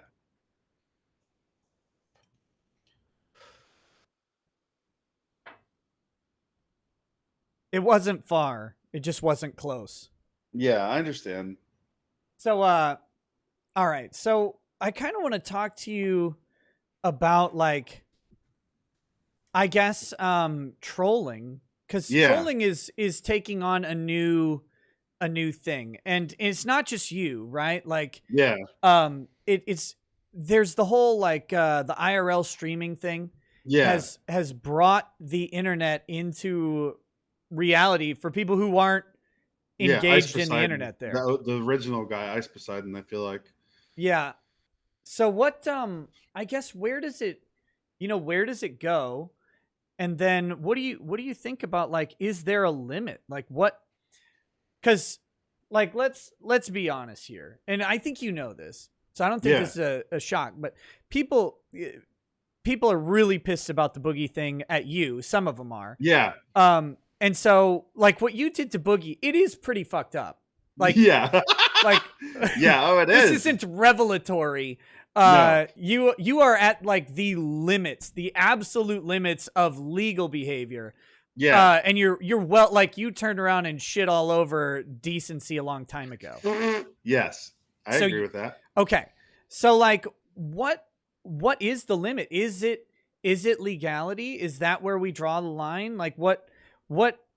Maybe the good question would be, is I'm struggling to figure out how to take this somewhere. What would have been too far for you to do in the Boogie situation? Like that plausibly could have, like, obviously if you brought an axe and chopped Boogie up in the street, that would be ridiculous. But like, without going into extremes, what would be the too far for you? I don't know. I'm trying to think of what would be too far with Boogie, because Boogie in particular, he just is fucking annoying, and he sucks. So it's like, I feel like I could go pretty far with that, but I don't know. I mean, anything where anybody's going to commit suicide or something. I don't want somebody to kill themselves. You know, I don't want somebody to get so stressed out by me that they're going to hurt themselves. You know what I mean? Like, right. I don't want that to happen. Were you worried? Like, because Boogie kind of mentioned, I don't think he got that far, but he thinks too highly of himself to kill himself. I think he's like always talking about his mental health issues, which is just like, right. But he's pretty self-deprecating, right? Like he says that he has mental problems. Yeah, he's just like, I just don't really. I never thought he would actually kill himself. I think if he ended up having to go to jail for a long time, he might have killed himself or something. Yeah. And who knows, like, what's going to happen. I'm still wondering if the prosecutor's actually going to pull this through and keep prosecuting it. Cause I do think, you know, at the end of the day, that video gets in front of a jury. The jury's going to go, God, that other guy is such a prick. Yeah. That they might That'd have be some so sick if there was a jury trial of Boogie on trial, man. That would be so. Well, I mean, he said he's taken it to trial. Like that's so awesome. Which I think could I attend that? Could I go to the trial? Theoretically, yes. Would it be a bad idea to go to the trial? Well, the thing is, you probably cannot record it. Yeah. Courts tend to have very tight media controls. They probably won't let your phone be in the building. And if you like were to bring one in surreptitiously, I get fucked. Yeah, that's contempt of court, and they can hold you for like 90 days if they really want to. Especially you, right? Because they're like, I think it would be funny just to be there and sit behind them. You know, technically, I think according to the way the crime works out, and this is going to sound ridiculous maybe to a lot of people, but the way the crime is charged, you are the victim of the crime. I am. Yeah, I am the victim. I think you 100%. legitimately have every right to be there. And I don't necessarily, so I don't think maybe that's the right answer, but that's the way it should be, but I'm pretty sure that's the way it is, which that's that's what people encounter when they run into the legal system, right? Because common decency says that you showed up to a person's house and disturbed their peace, and you are the bad asshole there. Yeah, I'm a victim. Well, no, under the law, you're the victim, but I didn't do anything. Under common decency, you're kind of the asshole. But then the law says, yeah, but you can be an asshole. Like you get to be that. That the punishment for that is societal. Society has to just shun you or whatever. And I'm sure you get your share of that. Oh, of course. But yeah, as far as legally, you're the victim of his assault, which is yeah. And I think it'd be so awesome to just sit there and stare at him. Just stare at him. That would be so funny, man. That would be so funny. I mean, maybe it would, but it's it would be funny. But that's the question is, so how far does it go? Because like, so for you, I feel like I'll go visit him in prison. See, prison might be funnier because you could probably bring a phone, something and record the conversation. But that's what I was going to ask, because a lot of the stuff you do is, this is what you do. And so this is clicks. You know, it's about getting people to watch your videos, subscribe to your stuff. And so, you know, let's say you go to Boogie's trial, you can't do that. Does that detract from it? I mean, No, it would just be for me. I would be going just for me. And just to say that I was there. I think that would get clicks, just like a picture of me in the suit in front of the courthouse giving a thumbs up. So do you hate Boogie? No, not really. I think he sucks. And I think he's lame, and I just think he's a funny guy to make mad because he gets so upset over nothing. Like, just I know that just me being there will like upset him. Oh yeah, like, it'll piss him off. It's gonna be like having like anxiety attacks the entire time. See, this is the weird thing about this, because I think I don't have to tread carefully, but I'll tread a little carefully here, because I think a lot of people see Boogie as a person who's not on the internet. Yeah. As weird as that is, because right, like he's been on YouTube forever, and so there's a level of difference, I think, between you. Like, let's say you went and did one of your store pranks, right? Yeah. And then somehow you figured out where that guy lived, and then you started doing this stuff to that guy. That's a whole different world. Yeah, that's like a whole different thing. Yeah. But like we're on the internet, and so like at some level, you know, we are the monkeys dancing for the show. Yeah. And so that's the weird thing with Boogie's situation, is something about maybe the way he conducts himself or whatever garners this level of like sympathy and defensiveness towards him, whereas I think if you did the same thing to me or something, you wouldn't get the same reaction. But I don't know, someone like me and got a similar reaction, I don't think people would be as mad. Yeah, I 100% agree. People treat Boogie like he's Ricky Berwick or something. Like, oh, Boogie, be nice to Boogie. You know, like, oh, Boogie's such a nice guy. You know, like his fans or whatever. Like, nobody, like 90% of the people who know about the Boogie thing have not seen the Keemstar interview. Right. Yeah. You know, and that's what he's really all about. You know, like that's how he behaves. You know, like nobody's heard him repeatedly say he's going to kill me or to come over to his house. You know, like almost nobody seems to have like the full story. You know, so they're just like, oh, be nice to Boogie, leave Boogie alone. You know, Boogie didn't do anything to you, blah, blah, blah, blah, which is like, you know. Yeah, it's that's kind of the weird thing for me watching this is I go, my brain says, did we forget that this is on the internet? Like that these are two internet people, that Boogie's engaging in this. And I don't know. The way I see it, when the internet comes for you and you're an online persona, you have two options. You can either shut the hell up and you know, ignore it until it goes away.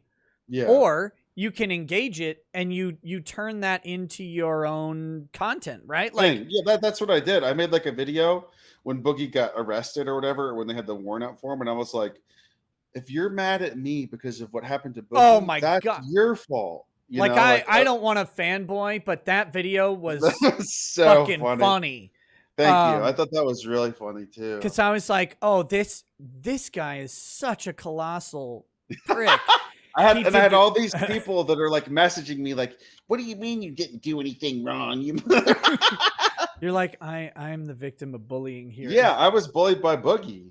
But yeah, and I have all these people saying I put charges on Boogie. It's like, I didn't do anything. That was the state of Arkansas or the city of Fayetteville or whatever. You know, like Yeah, contrary to what weird Georgia cop said, like in some states you can press charges, but charging decisions are always in the hands of either a district attorney or like a grand jury for high level felonies. Oh, yeah, 100%. It's not like a person can walk in and be like, I want him arrested. It's like, well, it's like, get in line. Yeah, good luck. So where, I guess, as the nature of the internet, right, is to push things until they get too far. Yeah. Right? Like eventually one of the Paul brothers is going to fight a fighter who's still like fighting, and they'll die. Gonna get blown out. Yeah. And then that'll be they won't fight dancing Floyd Mayweather for 27 million minutes walking away. They'll fight someone who will just kill him. And then that 100%. will know that'll go too far. So what is too far in trolling? Like, I think where is it? too far is when the things get like legally risky. Personally, for me, like too far is the line where I'm breaking the law. Yeah. I have no like more the line like too far for me is like I don't want to fuck with people who have kids. I don't want to fuck with handicapped people. You know, like just like that's really it for me. Like this supremely elderly. You know, like there is a thing I did recently where there was just like this lady walking, and I was like, wow, those are the ugliest kids I've ever seen. Or something. It was fucked. It was not very nice. Yeah, but that's one you probably like you felt a little bad about later. Yeah, a little right? bit. You're like, ah, shit. I've But done it's like that. also the kids were like really super young, so like they had no idea what I was even saying. So it was just like I don't know. Yeah, no, I've done that. You know, you say a joke and you're like, oh, Yeah, I don't know. That's where like the line is though. It's like I don't want to break the law, and I don't want anybody to kill themselves. You know, anything like I don't know. Yeah, that's that.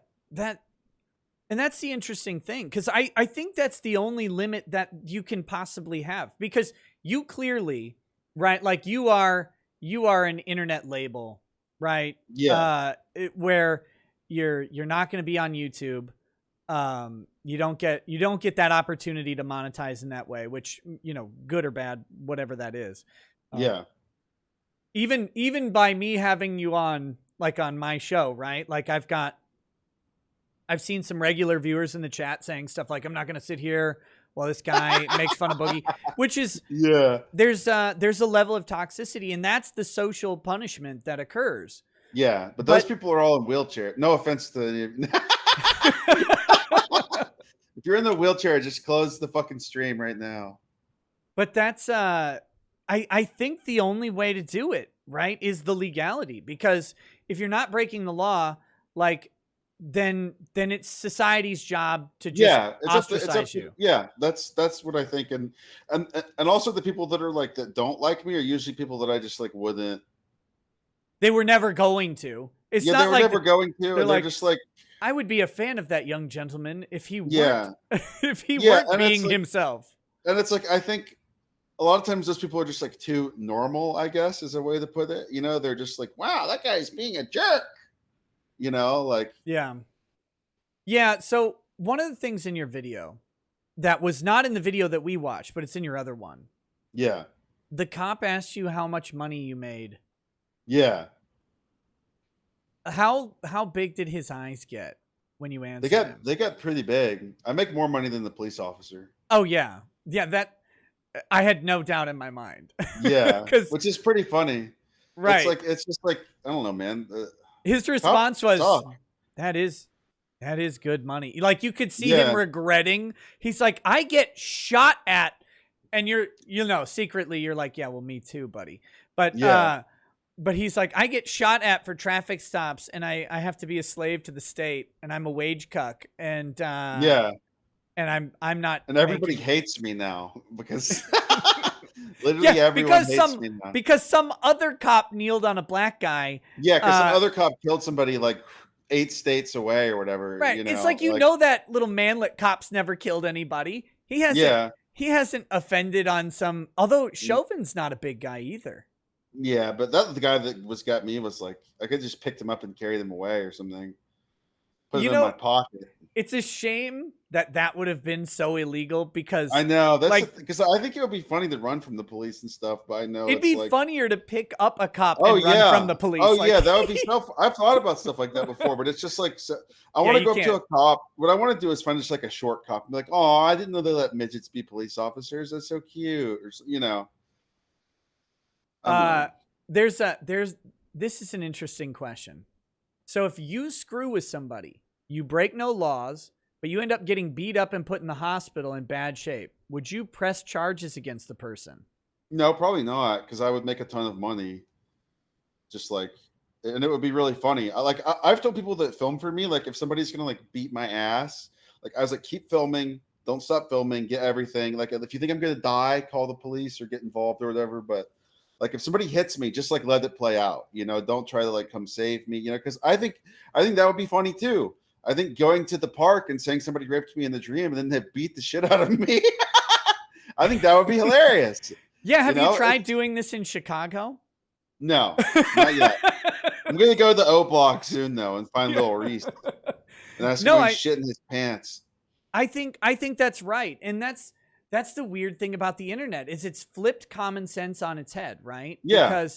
Because and this is what I was getting at with Boogie too, and it's weird to me that there are still internet content creators out there who don't understand this.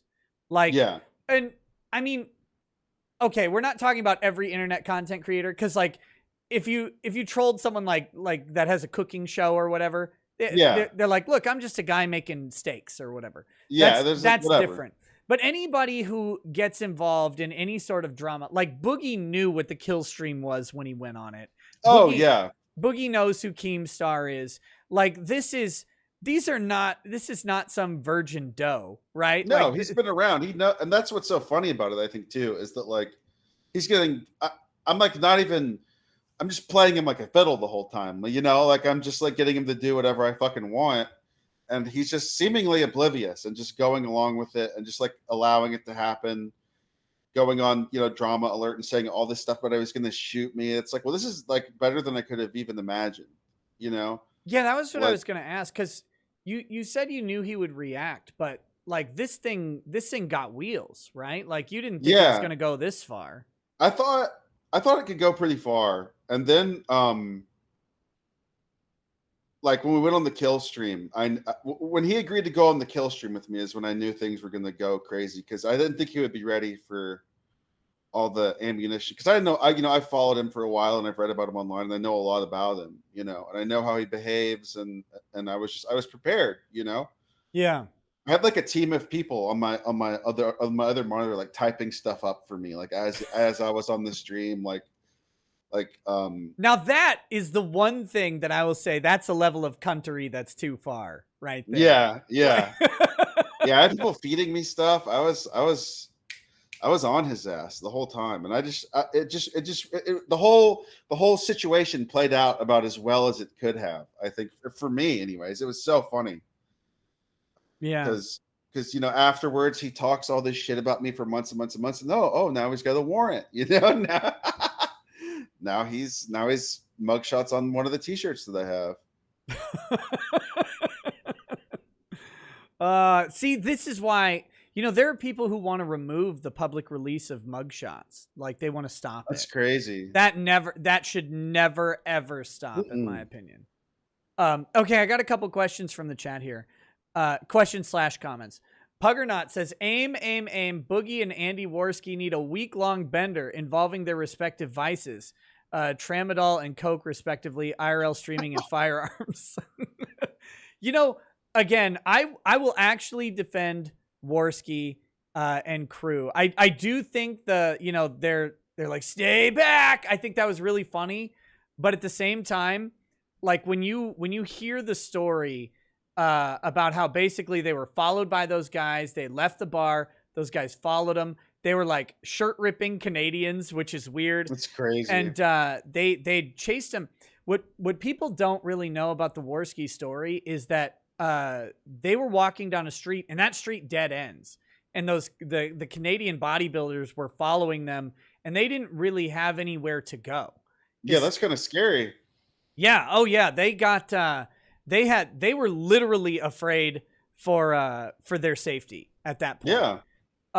So the Worski thing, I'll actually defend Worski. I said that was a justified draw, and I stick by that. And the guy, you know, he was exonerated for it. So I stick with it. S. Cybertaz says, in an epic battle of Flabby Flabfold versus Blobulous Gunt, who would win in a fight between Boogie and Ralph? The aroma Definitely Ralph. You think Ralph would win? Ralph has got more energy. You just get like a bottle of whiskey in him, and he's probably ready to kill somebody. I feel like Ralph's got a side port that you can open up and just drop a bottle of Makers in it. That's sick. Yeah. I feel like he could swing his gun like a weapon. Did you see the Ralph fight at that house? Yeah, I saw that. That was crazy. That was a great video. That was insane. Yeah. He's ready to fight people. He's throwing down. Around. He got a bunch of punches from like some, a tranny, and it's weird. The aroma the aroma of sweat and body cheese alone would be overpowering. Someone should get them on a mat with baby oil. No. That's weird, man. That's bro. Yeah, that's gross. You want to see some weird gay shit. Boogie has about 150 pounds on Ralph, says Matt K. Yeah, how tall is Boogie? He's like 5'6", 5'7". Okay, so he's a little bit taller than Ralph. Yeah. Bad Vibe says, interesting question. Hassle. Would an innocent being harmed by bothering Boogie been too far? Would you feel responsible for that? Okay, so yeah, so Boogie hypothetically pulls the gun, fires it, and 2 blocks away, some kid playing in their yard gets killed.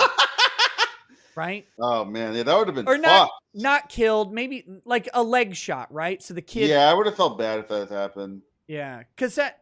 So that's. I would have probably called Boogie a child killer though, or something.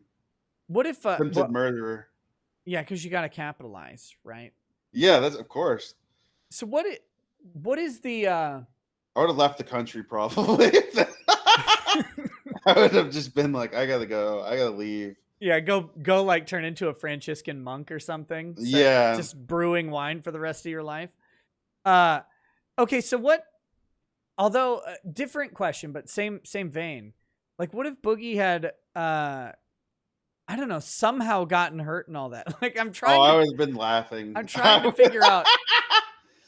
I would have laughed in his face.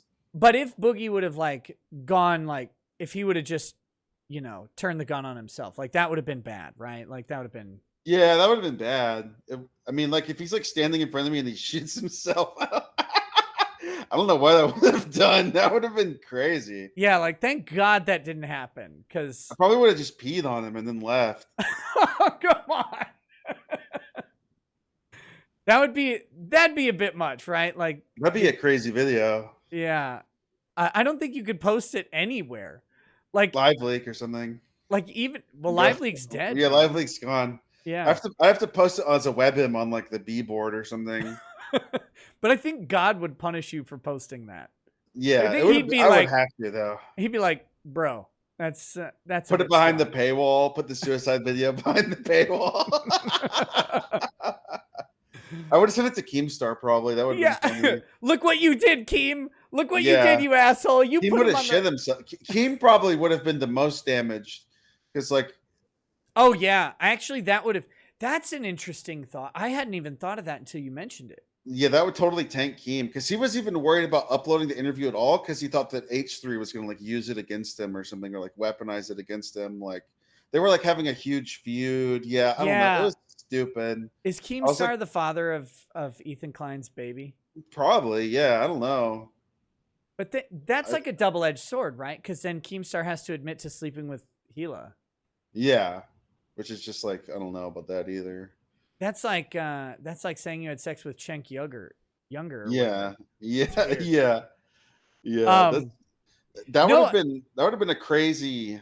Even if Boogie would have shot you, that would have been bad for Keem. Yeah, if anybody got shot, it would have been bad for Keem. I hadn't even thought about that at all. I think Keem thought I wasn't going to go over to his house or something. I don't know. I don't know why he would think that. Yeah. After the interview, what choice did I have, really? Right. Like, in a weird way, your troll cred was on the line. Yeah, he was like, he wanted me to go over there. That's what I think. Because, like, also when I was walking away, he's my back is to him and I'm leaving. He's calling me a pussy. He's like, yeah, walk away, pussy. Goodbye. Did you not know about that? No, no. And I'm just like baffled by the idea, like you brought out a gun and you fired it. Yeah. The only, like, it's funny because in the entire encounter, the only reasonable thing you do is leave after he shoots a gun. Yeah. Like, and my thought process is that he's saying that because he wants me to turn around and like run at him so he can kill me or something. Yeah, I think, and I think it's good that you didn't go over the night before, right after the interview, because I think He Boogie, probably would have. I think he'd hyped himself into a space, and you've seen guys do this all the time. They get themselves worked up, like, yeah, I'm gonna do the thing, and really, what guys need is they need a night's sleep, like. Yeah, it's like well, I would never let him dictate the terms of when we met. You know, like he doesn't get to decide when I'm going to go over there. You know, that's like because then you're being trolled. Yeah, because then the mental torture is him wondering when I'm going to show up, wondering what's going to happen. Am I going to come at all? He's just sitting there freaking out all day long. You know, so yeah, I gave him 15, 16 hours to just cook and think about it. And I was like, yeah, I think I'm going to go over there. God, he should have just. I'm baffled why he opened that fucking door. Because he wanted to be tough or whatever but he didn't look tough. You know, that's the whole thing. It's like, and then he calls me he says all this stuff about how he's afraid of me, and then he's calling me a pussy when I'm leaving, and it's like if you did that to me, like I would send my kids downstairs, right? Yeah. So they didn't hear your crazy ranting. Yeah. And then I would call the police.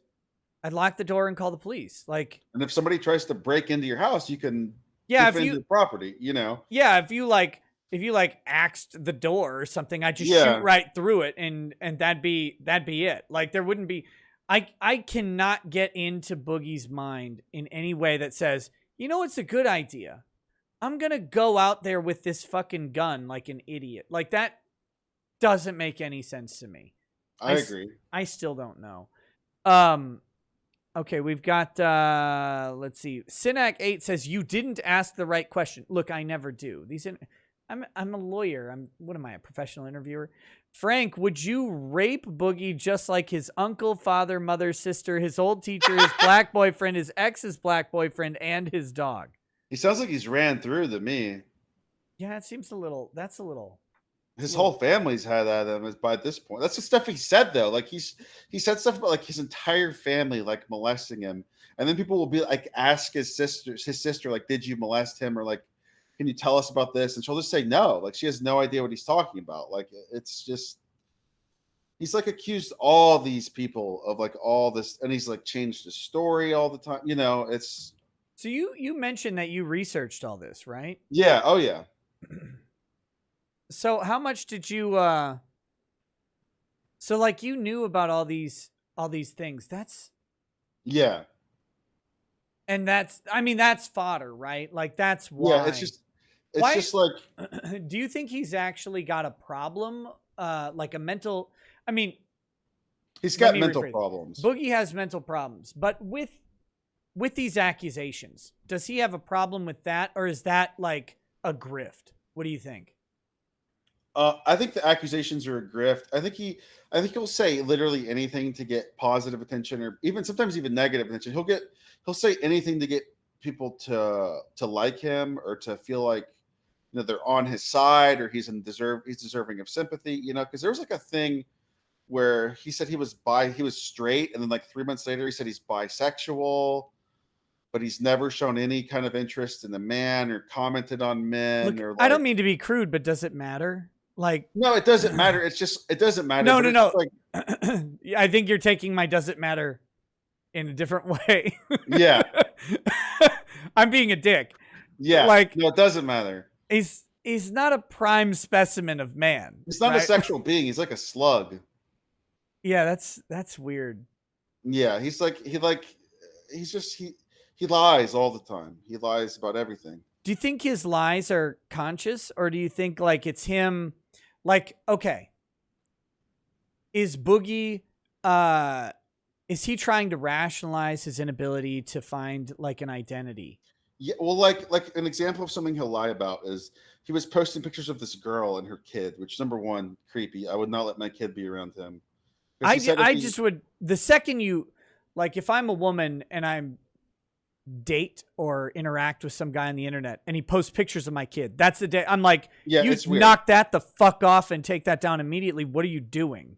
Yeah, and it was weird, and he kept telling everybody, "Oh, I have a girlfriend now." He kept saying he had a girlfriend, all this stuff about a girlfriend, and people found her seeking arrangement profile. Oh, and in his area, and it's clearly not his girlfriend. It's some girl that he's like, she's like 24, 25. You know, he's paying her to hang out with him and have sex with him and all this stuff, but he's telling everybody, "Oh yeah, that's my girlfriend." And he's like, "Oh yeah, we met on seeking arrangement, but it's not like that. We just date normally." And it's like, well, that's like obviously, you know. Okay, so seeking arrangements like a sugar daddy website. Yes. Okay. Yes. Okay. Yeah, it's a I sugar didn't know daddy about website, that. and to like message people in there, you have to pay like $100 a month or something. Like you have to pay money to message the girls on the website. I guess to prove that you have money or That's whatever. a lot of fucking money. Yeah, and it's like that's simpery at a next level. He met this girl on that website, but he's trying to convince everybody that she's actually just his real girlfriend. And it's like he's done that like 3 or 4 different times, and every time they find out the girl is on like seeking arrangement, you know, like it's like, bro, we all know you don't have a girlfriend. We know that you're paying someone to hang out with you, and also everybody knows you're 500 pounds, so I don't think anybody would care if you just came out and said like, no one like you know, today, right? Like sex work is praised. Guys, even guys who engage in sex work, it's like. But it's like he's so gross. Like nobody's gonna like even. I don't think anybody's gonna like have a problem with it. It's like this guy's 600 pounds and his legs are like look like camouflage. But even like, I just don't think it's that big of a deal today. I mean, it's not. A couple people are gonna make fun of you, but a couple people are gonna make fun of Boogie anyway. But they're gonna make fun of you more for saying that it's your real girlfriend. Yeah, that's way, you know, like trying to pass off this girl that you're paying as, "Oh yeah, we met and we go on dates, and I think she's thinking of, you know, she thinks she might love me or whatever." It's like, no, bro, you're paying this girl to hang out with you. Like we all know. That's weird. Okay, Snuggle Struggle says off topic but worthy of praise. Okay. Christopher Rufo vindicated. Do you know who Christopher Rufo is? No, I don't. Okay. Washington Post exposes smear merchants, critical race theory once again being protected by the elite while it's proven revisionist BS dogma. Democracy dies when the media lies. BTFO, the Young Turks. Christopher Rufo, he blew up not too long ago because he started posting all the like critical race theory shit from corporations and stuff in their corporate training. Oh yeah. So that's I don't know how he was vindicated, but apparently that's a thing. Bad Dragonite says, "Hey Frank, did you ever watch the old school Ari Shaffer / The Amazing Racist videos?" No, I've never seen those. Dude used to dress in KKK robes, walking through black neighborhoods, just chilling. Reminds me of your content. I don't know if that's a good thing or a bad thing, I guess. Thank you. I guess that's a matter of perspective, right? Yeah, there's people who want me to do that. Would like, you? It'd be so funny if you put on Klan robes and went to a KFC. Like if you did the opening of Die Hard with a Vengeance, right? Yeah, no, I wouldn't do that. I wouldn't do that because it's not funny and it's just lame, you know? Like, yeah, when the joke is just like, haha, they're black, and you know, that's just like, that's not funny to me. Yeah, I agree. Like the obvious racist joke is obvious thing is a weird trope. But a lot of people do want to do that. And just like shitting on somebody, that's just not my kind of humor, I don't think. I think they want to see you die is what I think wants to happen. They want somebody to beat the shit out of me in the grocery store. Right. That's because that's the ultimate YouTube fate, right? Is I don't care. I'll come back. I'm not afraid. You'll what? I'll come back from that. You come back from dying? Yeah, I wouldn't. No, I wouldn't die. Oh, just getting your ass whooped. Beaten. Yeah, I'll come back. I'll make more videos. I don't care. Well, yeah, I mean, I think that's the only way to do that joke, right? Like, yeah. Like you have to be willing to go to the hospital. Oh yeah, I have. Like I've had people pull knives on me. I've had 2 knives pulled on me. You know, the Boogie pulled the gun. I'm not afraid. I know that's a total like possibility going into it, you know, like I'm aware that like there's a possibility that I could get fucked up, you know, and I just have to be prepared to handle it as best I can. And Why did people pull knives on you? I went to a protest and I was following this lady around who was like a reporter. Yeah. And she was like live streaming, and I was just like going on their stream saying, you know, stupid stuff. And she pulled a switchblade on me. But she was like really small. Yeah, she was like really small. And also we were in a big crowd when she pulled it out, so I started screaming that she had a knife really loud, trying to get like the crowd to like mob her or whatever. Did it work? Not really. Somebody stole the knife from her. Somebody took the knife. Okay. Well, at least that happened. Yeah, but yeah, it was just like she was like small, so she couldn't get anywhere near stabbing me. I just stood like 5 feet away, and she couldn't. What kind of protest is this? I mean, it sounds like a Republican rally. It was like a day after George Floyd died. Oh, so it was a bunch of Republicans protesting the masks, is what it was. Mm-hmm. Yeah, it was a bunch of Republicans protesting the masks. So what's next for Frank Hassel? What's the next? I don't know. I've been filming stuff. I'll probably find another guy on YouTube to go harass. I have to decide who I'm going to send to jail next. Like, is it going to be Darkside Phil? Is it going to be, Ethan Klein? Listen. You can't harass me unless you pay the $200 for the vest. It'd be so sick to run up on Phil. I think that would be like the most hilarious. Just catch Phil at the grocery store at like a Burger King or something would probably be like the. Do you think he leaves his house though? I would have to pay like a PI to like track his movements or something to like figure out when he goes out, because I don't think he does. I think he has like a wife/slave that like does everything for him. She works at a grocery store. Yeah, I know. Yeah, she works at Kroger. Yeah, so that's he doesn't ever have to leave because she can. Yeah, it's like it would. I think it would be just like do the shopping when you're coming home. Just walking up to Phil and saying, "Wow, wow," Like, I don't. Do you think he would react? Like, I don't know. Just imagining the video from my camera and it just being Darkside Phil on the screen looking at me like befuddled is just so funny to me. I think it would be probably one of the funniest things ever. Yeah, I don't know. I'm trying to figure out.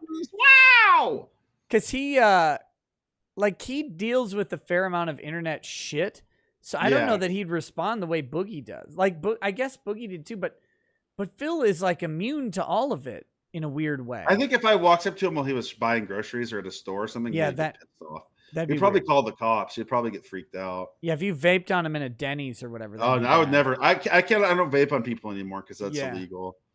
Those I never even vape on anybody in the first place. Those are all edited clips where it looks like I'm vaping, but actually nothing is coming out. Yeah, that's right. All the vape was added in post production. I believe it. I believe you 100%. Yeah, I don't vape. Okay. Are you serious? Oh, no. okay. Yeah. No, I wasn't. To be fair, I was not looking at you when I said that. Fine. I was looking over. I was like, okay, I'm going to read a chat. And then I'm like, oh, is he serious? I look over, you're fucking vaping at the time. God damn it. Okay. Magic says, first time donating. This is from yesterday, and I didn't stream yesterday. Been following for 2 years and really enjoy your work. Really wish I had a friend like you in my circle of misfit friends. Hope to see Uncivil and Jewish Joe together in the next Ricada cinematic YouTube verse. Thanks for being awesome. Oh, thank you. Well, man, I'm at the time where I'm gonna read a bunch of chats. Okay. So if you want to hang out, you are absolutely welcome to. But as far as like the interview goes, I think I got it. Unless there's anything you want to say, final thoughts wise. And like I said, you're welcome to hang out. There may be some questions for you, but I'm gonna run through chats. I never ask anybody to stay for that, especially on the first time. I'll hang out for a little bit. Cool. Was there anything else you wanted to say, like about any of these subjects? So. No, there's nothing I can think about that I wanted to bring up that I didn't. Why didn't you have me put gumroad.com/Frank Hassel? Oh yeah, you can put that. You can put that in there if you want to. Okay, I'm gonna put that in here right now. Yeah. I forgot about that. Let's see. Gumroad.com. I've never even heard of. Gumroad's awesome, bro. They don't seem to care about like much stuff. They have all Sam's stuff on there, and they got all mine. That's it's a big cool. cattle. It's got like 50. I got like 50 videos now. It's been. I mean, how ridiculous was it when Sam called out the female cop with the taser, like just a couple weeks before that happened? Yeah, that was so fucking funny. Insane. That's like being that little guy who was talking to me though. Like how's he gonna subdue somebody? He was just, I don't know. Yeah. Like a big guy, you know, like if I was big and like yoked. Oh yeah, and tasers, like if you're wearing baggy clothing and are a big guy, tasers, their effectiveness drops pretty dramatically. Yeah. So, yeah, I wish you're I could right. fight with the police, but I can't. Unfortunately, it's That cop should have just shot you. Yeah. Well, if you fought with the police, then you'd be like Ralph, right? Like, yeah, yeah, yeah. That's crazy. Poor Ralph. Pepsi Man says, "Hey Frank, what did you end up doing after that cop told you to turn yourself in at the Publix from last night's video? And could you explain what happened to Nick? And Nick, what do you recommend he should have done? Or could you explain what happened to Nick? And Nick, what do you recommend he should have done?" Well, we talked about the video. So what did you do after the cop told you to He turn called yourself me and told me to turn myself in, and I just hung up the phone. The smartest move you can make. Yeah. Yeah, if you ever get a phone call and the cop's like, "Hi, this is officer, whatever," yeah, peace, click. Yeah, like goodbye. I said never, goodbye. You never have anything to say to them. No. Hank Tassel 6969 says, "Dude, Frank Castle said he's coming to your house." Oh fuck. Several months from now, I'm going to be shooting into the air. Nick Herr says, "Hey, Nick and Frank. Hope you're both having a swell evening. I wanted to ask, how did Frank get involved with the Floor 26 kids? They seem like the biggest bunch of normal Fs on the and way outside of Frank's social/business circle." Thanks. I used to actually I can't say how I know them, because one of the kids on there got fired for for being I did this podcast with these 3 kids who were like in their 20s. Yeah. They just live near me, so I just like go to their studio and we do a podcast every now and then. And one of them was like really obnoxious, and that my fans got them fired. Oh damn. For yeah. That's kind of asshole-ish of your Yeah, fans. it kind of sucks. Yeah, but also, you know, if you fuck with me, my fans will punish you. So they get, you know, they got they got one of the kids in there fired. So Evil Buckwheat says, "Buy my book. If I did it on purpose, the Ronald O'Neill III story. They selling it behind the Popeyes. Buy it now, mother redacted or else." Chode motherfucker 69 says, "Can't wait to see you down under one day, Chad King." I would love to see people in Australia, but it doesn't exist. Yeah. There's criminals down there. Yeah. It's just it's a weird place. It's like I'll probably go to Australia someday, honestly, because there's like this Twitch streamer I've been harassing for like years who lives in Australia, and I'd love to pay him a visit. It'd be so funny. That's dangerous, man. Aussies are their legal system. He said that if he ever meets me, he's gonna cut my head off. So damn, is he Islamic or no? He's just like a middle-aged like fishing streamer. He's awesome. What? We would go in his chat. We would go in his chat and accuse him of jacking off while he was on the stream. Like he would be standing there talking, and you couldn't see like his lower half, and we just say that, "Oh, you're playing with yourself off camera," like. And then he just got really mad, and it just evolved into like years of. Why would that make you mad? Like, what? I'm not jacking off. Yeah, because he's stupid. Kind of looks like you are, especially if you're. Methinks the lady doth protest too much. They're doing that, and I'm like, "Oh, are you jacking off, bro?" Fred Rush MD says, "You two are some of my favorite internet people. I love you." Hey, thanks, buddy. Thank you. Officer Balls says, "Hey, want to hang out at the police station, please?" Yeah, man, that'd be sick. "I'm really lonely. Come turn yourself in. We have a PlayStation for you in the jail cell." Yeah, that'd be sick. What about Vouch? That'd be funny too. And I think the only way you could get him to react is if you dress up like a kid or whatever. Yeah, he's like, "Hey, Vouch, I'm 14. You want to hang out?" You immediately get a bunch of Discord DMs. Yeah, like there's that picture of that screenshot of him, and you can see that ogre in the background, and that's like one of the funniest things I've ever seen. I have to forget that thing exists, because every time I think about it, I laugh. So funny. Yeah, it looks so fucked. Yeah, it looked really like a Dark Souls into me. It's like a nightmare where I'm like a little kid and my grandma is coming out of the shower. Like that's what that reminds me of. He's got like a porn pig living with him or something. Like, what? Why is that thing even in there? That was weird. Yeah. Wolfgang Deo says, balls or no balls on your Fuda, Frank? Yes, thank me for my contributions. You are nothing but a nose without me. Okay, so Fudanari, I guess I have to explain this to you. Yeah. Is a Japanese like anime character where it's a woman biologically. He's got a big penis. Yeah, they got a big giant penis. So the question is, should they have balls or no balls? No attached? balls. It's more sleek. But I mean, that's It just weird. looks better. It just looks better. See, I think balls. I think balls are the way to go. Do you want? Are you gonna suck on them? No. But I feel like we have to have a Newton's cradle going, right? Like, Yeah. I don't know. like I don't need the balls. The balls have to do the back and forth. Yeah, I guess they can do some slapping. Oh wait, not applicable says, hey, he's doing a Frank to chat now. Woo. Long Reach Jones says, of course you got banned. You only have 2 legs. Boogie is only good at flipping tables. True. Some generic name says, have you ever thought about covering legal trolls like Jonathan Riches, a man who once sued the Pope and dwarf planet Pluto at the same time? No, because like contrived legal comedy isn't very funny to me. I like the accidental legal comedy. Flash the Mystic says, praise/thank the Raging Golden Eagle. Your experience, the one good for linking us to your stream. Hey, thanks, RGE. Have you ever watched those like Zoom court live streams before? I can't sit through the live streams. I'll watch the funny bits that the highlights that they post on YouTube or Reddit or whatever. But it's amazing like how much content you have to go through to get the funny moments. Some nerd is just sitting there watching that 24/7. Like, yeah, because it's like 8 hours a day. Yeah, it's like a full-time job for some little weirdo. Yeah, but when it's funny though, it is really funny. It is funny. The dude who signed on with Buttfucker 3000 as his name, that was really funny. God, it was great. Not applicable says, should a guy this retarded be a police officer? I guess. Austin Keyser says, show the video where Frank trolls the BLM rioters.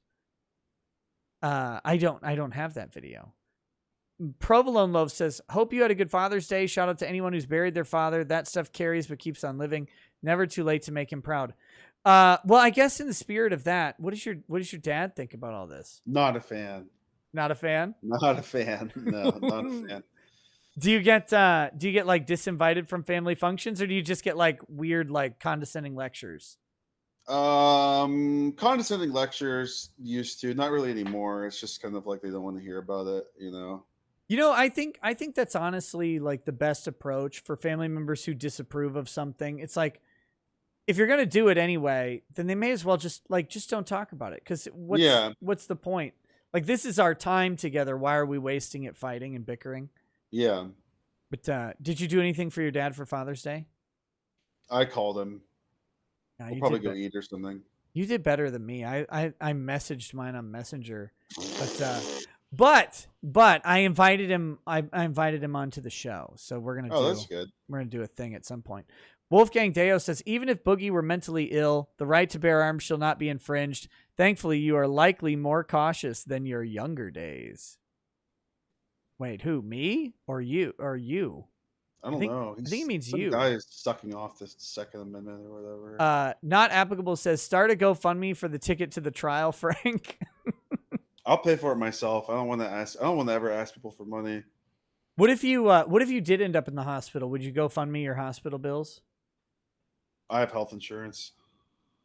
They don't always pay out when there's like a cause. When there's some sort of fucking someone kicked your ass. Maybe, yeah. If it was really expensive, I probably would. Yeah. Long Reach Jones says, sticks and stones break my bones, but whips and chains excite me. This is a man who earns his licks. I guess that's you. Yeah. Look here, look, listen, says Frank should go to Darkside Phil's or Wings of Redemption's house. These lol cows need slaying. People want me to go see Wings really bad, but I think he's just fucking boring, man. That guy just sucks and is depressing and not funny. The problem with DSP is he'd like throw virtual wrestlers at you. Like, I don't think he's got a gun or anything. I wouldn't go to him at his house though. I would like catch him out in public somewhere. Like I would like find him at a store or something. You think he tried to ban you? Probably, yeah. Just like whatever reaction he has will be funny, I think. If I catch him like in a public place, it would be hilarious.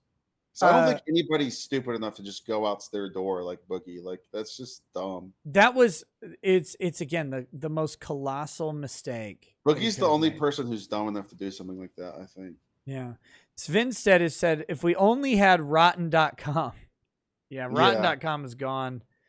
Wolfgang Deo says, you walk away as if from an explosion with your back to Boogie, not running.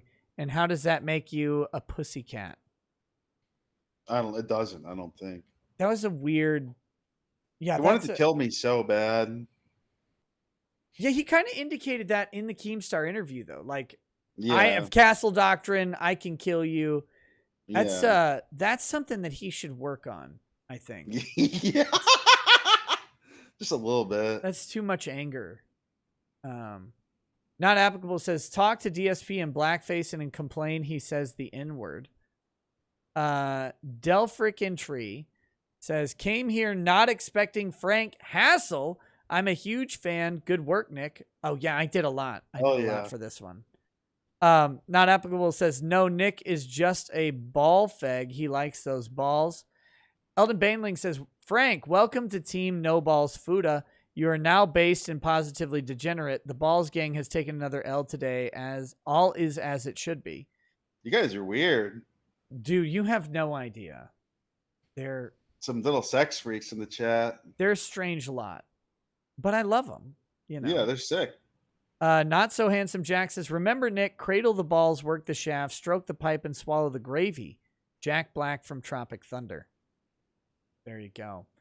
Bad Dragonite says, thoughts on Kazuya from Tekken getting added to Smash Brothers? Drexel says he's going to have a new main. Do you play Smash Brothers? No, I've never played. Do you play any video games? I mean, you used to play Call of Duty and stuff, but yeah, I play like Dead Cells, Dying Light. Dead Cells is good. Counter-Strike. Dead Cells is really fun. I'm trying to go to my Steam profile to see it. I play Dark Souls a lot. I love Dark Souls, The Binding of Isaac. I don't know. I haven't been playing mini games lately. Yeah, you get busy. Waiting for Elden Ring. I like the little roguelike shooters and stuff like that. Yeah, me too. They're fun. A lot of replayability, a lot of stuff to unlock. And you can, if you have 20 minutes, you can play a game and then be done.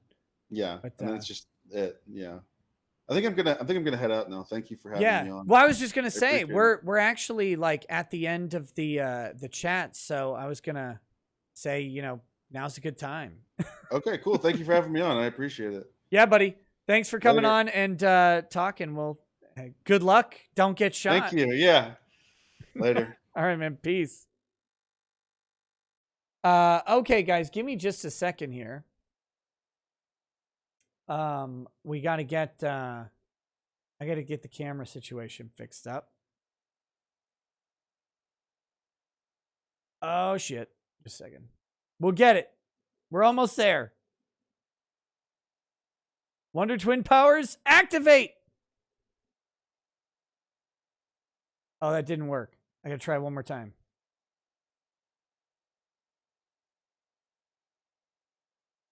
Activate. There we go. There we go. Oh, now do I have perfect. Perfect. Oh my goodness. All right. So that was Frank Hassel. That was Frank Hassel. Interesting guy. Very, very interesting individual. I don't he's got a lot of people really pissed at him. Eldon Bainling, it's how Google does the meetings. They mirror the image. It's fucking annoying. You can't really turn it off either. So that's why.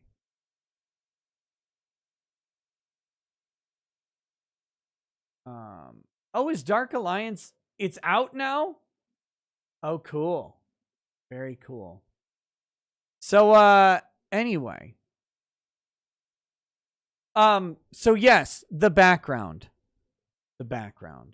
I do have a new background. It's because I have rearranged my office with the help of my family. So yesterday was Father's Day. By the way, Frank was on, so I didn't really get into this, but shout out to the dads out there. every dad is every father, I should say. Fathers are a little, I don't know if there's a distinction, but you get it, right? Every father is they're underappreciated, no matter who they are. Nobody can ever appreciate a father enough. And no one can appreciate a mom enough either. But we're not talking about moms. Mother's Day happened. Mothers get a ton of appreciation, and it's great that they do. Dads don't. Dads don't. And there's and that's okay. That's the weird thing. Is that I tweeted this out, and I'm going to say it again, but dads toil in silence. They don't need affirmation and appreciation. That's what makes men men. That's not a dad trait as much as that is just a man trait in general.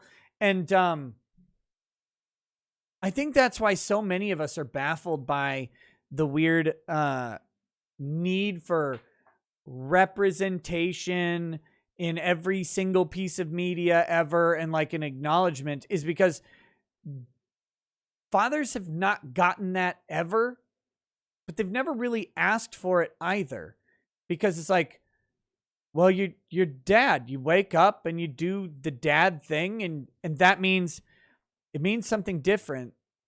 It means going to work. It means providing for your family. It means being there when your kids get hurt. It also means being there when your kids screw up and saying, "Hey, you got to do better next time. You got to be better." Because they're like, "Why? It's not fair." It's like, well, because that's what men do. That's the thing. And there's I don't know if this is going to piss people off or whatever, but there's this like movement out there to change what men do, or how men are, whatever. Someone, I don't mean to pick on this person, I really don't, but someone responded to my Father's Day tweet in such a weird way, and they were like, "Nope, I won't give back to anybody until they give me whatever they deserve," basically. And to me, that's not the dad thing. And that's fine. Like, if that person doesn't want to be a dad, okay, I get it. But like, you're not a father because you're supposed to get reciprocated by your kids or society. Like, you're a father because that's what you're supposed to do. That's just, but that's not that uncommon these days either. It's this idea that men are owed something, but men have always been owed something. Always. The fact that we're not collecting on it is what makes us men, to me. And yeah, sometimes it sucks. Yeah, sometimes you don't feel appreciated. Yeah, sometimes society doesn't care what you did. The church group doesn't care what you did. Your spouse doesn't care what you did. Your kids don't care. Your kids never care what you did. By the way, they're kids. But the amazing thing is your kids think you're the best thing that exists no matter what you do. So it's like a trade-off or whatever. But that's what actually made me sad about Father's Day. Is like that no one told that guy or any of the other guys who feel that way that, well, fucking get over it. Like, I get that you want some affirmation and positive reinforcement, but you're not getting it today. And just because you didn't get it doesn't mean you take your ball and go home. You do what you got to do. Men, to me, one of the manly traits is duty. And it's why men go to war. It's why men built fucking bridges. It's why men go underwater and repair submarines. It's why men live out on oil rigs with a bunch of other men and no Liv Tylers around, because that's fiction. Reality is a bunch of greasy dudes out on an oil rig for 6 months at a time. Like, that's why men do these things, is because yeah, you're not going to ever get enough for what you did, but fucking get out there and do it, because otherwise the world won't work. Otherwise the world won't work. That's my opinion. I'm not shitting on anybody. Like, that's not, I'm not saying anybody's wrong or anything like that. I'm just saying that's always been my perspective on how things are. So that's where I'm coming from with all this stuff. All right.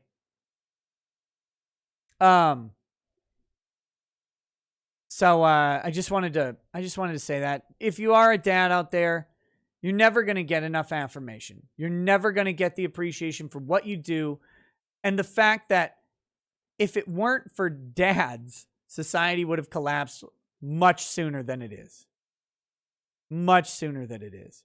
So, to all the dads out there, I'm not going to give you affirmation. I'm not going to tell you good job. I'm just going to say, stay the course. Because it's duty. That's it.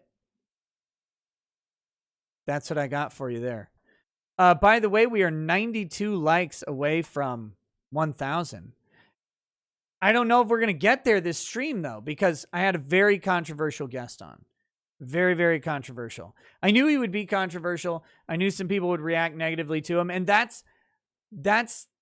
remember, that's the point of free speech. It's never valuable to protect the good speech.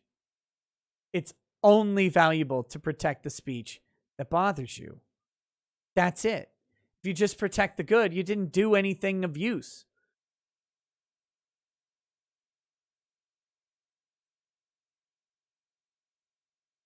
Oh, there it is. You guys always make it happen. I didn't finish telling my story. So yesterday, let me tell this. And one day, when my wife and kids ever see this show, which they probably never will, but that being said, if they ever do, listen to the whole story before you draw a conclusion from this. Yesterday's Father's Day, I wake up and I had some. My son had an activity an hour away from my house, hour and a half. So I had to take my son up to the activity. He said, I want Dad to take me. I want to spend some time with him on Father's Day. I'm like, cool. That's great.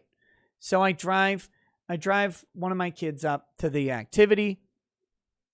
And, that's fine. And then I come home. And when I get home, all my kids and Lady Rackets have said, we didn't really know what to get you. So how about we help you rearrange your office? Because I've been wanting to rearrange my office for a while. Here's why.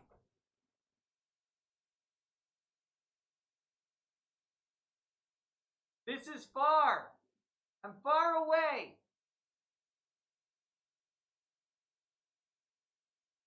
So I'm pretty far from the desk back there. Now the desk, once I get a paint rack and stuff like that, it's going to be my painting station. But I'm a long way away. In the middle of it, I have enough room for a VR setup. That's what I wanted. All right. I want to get a VR setup, but in my old space, I didn't have enough room. So they said, now you have to move your flag. Yeah, I already took down the flag from this wall was the back wall. Now it's whatever. So they said, we want to help you rearrange your office, which I have been thinking about for a long time. But I've been thinking about it. This is actually a very big project to do. Because you guys have seen one bookshelf, right? It's over here now with all the Warhammer books. There are 7 bookshelves other than that in this room. And literally all of them had to move. and all of them were full of books and stuff. So, rearranging all of those things was a big job. Most of those books are not mine. Some of them are, but you gotta, so what you gotta do is you gotta like move stuff off a shelf, move the shelf, move stuff back onto it. Everything's out. What you guys see is relatively organized. The rest of the room is in utter chaos, which is great, but it's in chaos on shelves at least. But that's been the challenge. And yeah, my whole desk setup changed and everything. My whiskey barrel is right here next to me now. It was but it was a big job. And so they're like, "Yeah, let's do it." Like, "Oh, okay." I've been thinking about doing it, but I wasn't really ready to do it. So we start working. Now, a couple of my kids have a cold, and they ran out of steam really quickly. And then Lady Rackets was like running out of steam too. And I'm like, this is yesterday. I'm like, oh, okay. Nowhere near done. Nowhere near. So they all go take breaks, and I'm like, well, I got to keep working. I got to get this thing done. And so I'm like trying to rearrange things and stuff by myself. And my plan was not going to work. That was the problem. Once things started to move where I thought they were going to end up, it didn't work at all. And so then I'm like, oh, God, dang it. Oh, boy. So I went to bed at 5:30 in the morning after moving stuff around. It wasn't working. I couldn't get things settled. And I went, all right, I just got to go to bed. So I went to bed. I woke up today and I had to run some errands in town. So I went to town and I was in a bad mood, man. I was bummed out. I was like, I don't know what I'm going to do with this room. I've got to get this thing ready. There's no way I'm recording any videos today. I've got to get this room ready for the interview tonight. That's my only thing I have to do today. And I got home. I was in town like 2.5 hours. Pepsi Man says, did you not measure your furniture before looking for different arrangements for it? Look, what you're missing from the story is I was not ready to move anything. I just had a rough idea of how things were going to be. I was not actually planning on moving everything, but I didn't want to disappoint the kids who were like, we'll help you, Dad. Cause like, you know, that's what they want to do. So I come home today though, and they have moved like everything. They had not set up the computer or whatever because they couldn't do that. They had moved like a bunch of the shelves, moved a whole bunch of the books, and everything was like, it was like 50% complete for the day when I got home. And it was awesome because I thought, like I said, I woke up in a bad mood. I was like, oh shit, I don't know how this is going to work. And then I came home kind of in a bad mood. And I went downstairs and looked in my office, and my spirits were way, way uplifted. So it was cool. It was cool. That's what being dad's about, right? That's what being dad's about.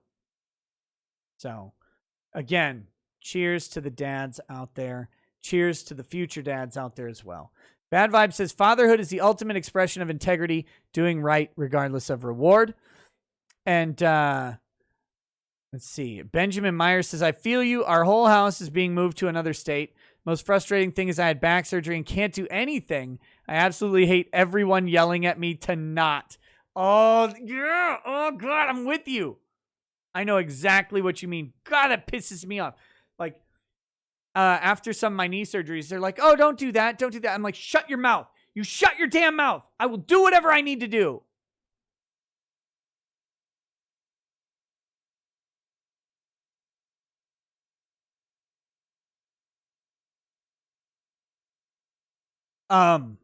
So because of that, I did get to go on a run today. I was very happy to have a run today. I upped my run to 3.25 miles without stopping, which is a big step up. I was running 2 miles at a time, did 3.25. Turns out I was probably undercarbed, underfed in general today, but you got a nice day and you got a few minutes of time, you go for a run. So I did 3.25 mile running. Then I walked a 1/4 mile. Then I ran out the last half to get to 4. Yeah, just pushing on with that. You got to just keep doing it. So, it's a far cry from the 26 of marathon year. When I was running my leisure runs that year were like 14 miles. I remember like I'm going to go run 14 miles. Just go out and run. You just do it. It's no big deal. I kind of want to get back to 10 miles. I had some good 10-mile routes. So, but man, it's tough. So, all right. Couple more chats. Remember, Wednesday night, Vic Mignogna live here. We're probably going to go. It's probably going to be a little bit shorter show. I don't know if Vic is ready for the 3-hour show, but it's probably going to be a little bit shorter show. So make sure you get here at the beginning. We want to use the time that we've got very, very well. Also, I found out how to turn off the fucking ads on the live streams. So there shouldn't be any more of those. I think those were messing with a bunch of stuff. So those are gone now. Thank goodness. What a waste.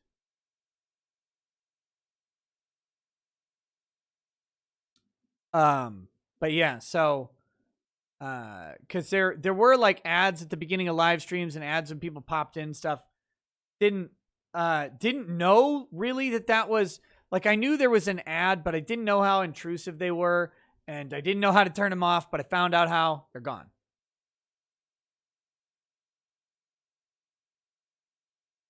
Yeah, it's just for live streams. There's just a thing I had to click on for the live streams. Okay. That being said, there's a couple more chats. We're going to wrap up the show. And then I guess maybe I'll play Baldur's Gate. Dark Alliance. Or not Baldur's Gate. Dark Alliance. It's no longer called Baldur's Gate. But I did get Dark Alliance. I know Eldon Bainling has already told me it's a buggy mess because he hates everything that's not Dark Souls. So I don't trust him. He doesn't understand that he blew his credibility with me. Oh, wait, no, it's fucking movie night. It's movie night. You're right. Movie night tonight, Dark Alliance tomorrow. Movie night tonight, Dark Alliance tomorrow. Or Cuck Simulator has a June Pride Month only event. We might check that out tomorrow instead. So, movie night tonight, game night tomorrow.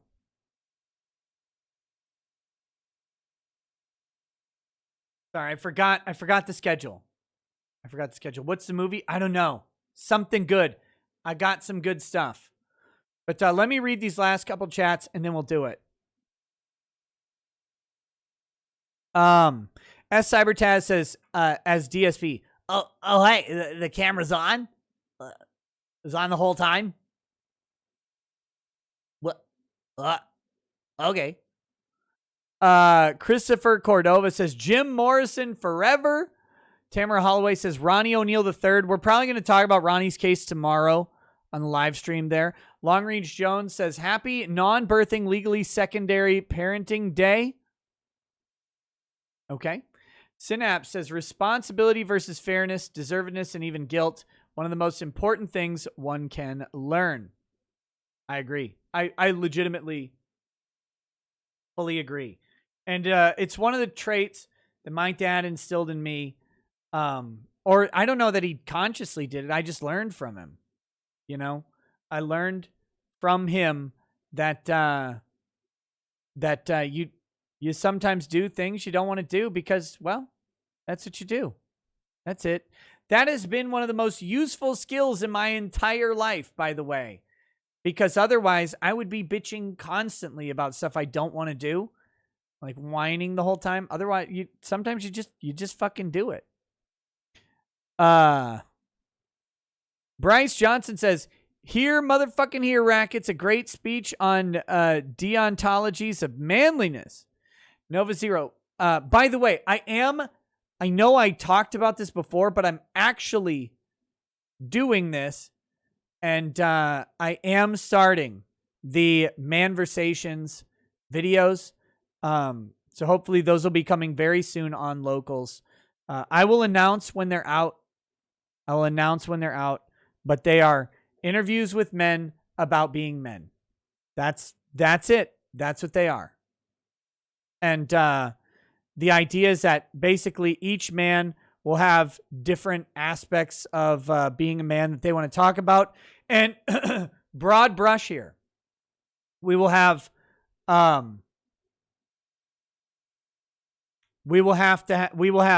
fathers. We will have traditional conservative sort of dads. We will have Drexel, right? Completely different style of dad and man. We will have men that are not fathers who talk about aspects of manliness. This is not going to be, Manversations is not going to be, here is your road to being a conservative Catholic male father. That is not all that men do. And so that is not all of the men we will talk to. So I just want to point that out. That's going to be a thing. And that I am working on that and getting that rolling as soon as I can here. So, but it's always going to be interviews and stuff like that with men. Men who I deem to be men. No, this will be a soy-free zone.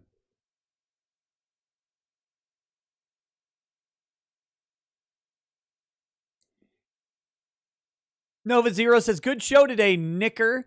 And yeah, you said it about fathers. Anyone with a father who has passed away, you know how it messes you up. Men don't need thanks, but it'd be nice if people were grateful. You know, I back when I was a writing major and had to do writers' workshops all the time, right? In college, you have to do writers' workshops to get a writing degree, which is stupid. Shouldn't have to write anything. I one time I wrote I did a poetry workshop and I wrote the poem about my greatest fear. And I didn't know what it was going to be, right? But it was about my father dying. And that still is, like, I'm not afraid of anything. Having fear is a weird thing to have in general to me. Like, what are you afraid of? But I fear the day my dad is gone. I don't know what that's going to be like. I now that I'm older and have kids, I fear the loss of a child. I hope that doesn't happen. The thing is, I'm relatively certain my dad is going to die before me. Like that is chronologically the likely thing. I fear my kids dying, but I don't think that is an automatic, right? Like that's a tragedy. My dad dying before me is a practical reality. And that's why it's more of a fear. It's like, cause it's almost inevitable. The only other option is me dying and then I don't care. So, yeah, that's, I don't know what that looks like. I don't want to know what that looks like, but I'll figure it out, when it happens. Wig Dipper says, so Nick, Fuda castrated but with prosthesis or fully virile? What do you... Fake balls is weird. Legato Starwin says, Nick, could you ask Vic if Monica and Jamie ever wanted to tag team him in bed, but Vic said no because he didn't want to get crushed by 2 whales? You'll have to ask him those questions. Persona Non Grata says, hey, Nick, great interview tonight. As always, peace and love to you and your family. Here's to the dads out here. Yeah, or out there. Out there, yes. Here's to the dads out there. Oh, I didn't really answer Bad Dragonite's Streamlabs chat about Kazuya. Good. I think Tekken is a great well for them to draw on for Smash Brothers. Kazuya's an interesting character. I don't know. For Smash Bros, I think Kazuya is a good character. Him or Paul Phoenix. I don't know who else you would pick. Even though I don't really play Kazuya in Tekken. When I play Tekken, I play either King, Armor King, Lei, Wulong, or Paul Phoenix. That one guy says, of course, decent men need and want respect, admiration, to be taken care of when they're old, etc. The idea that you shouldn't reward men who do right is just nonsense. You take care of your dad, talk to him, let him see his grandkids. No man is an island. No, I'm not saying that you don't take care of your dad. I'm not saying that people shouldn't have affirmation for their fathers. I'm just saying that they don't, but dads do it anyway. That's all. That's a different thing. It's like you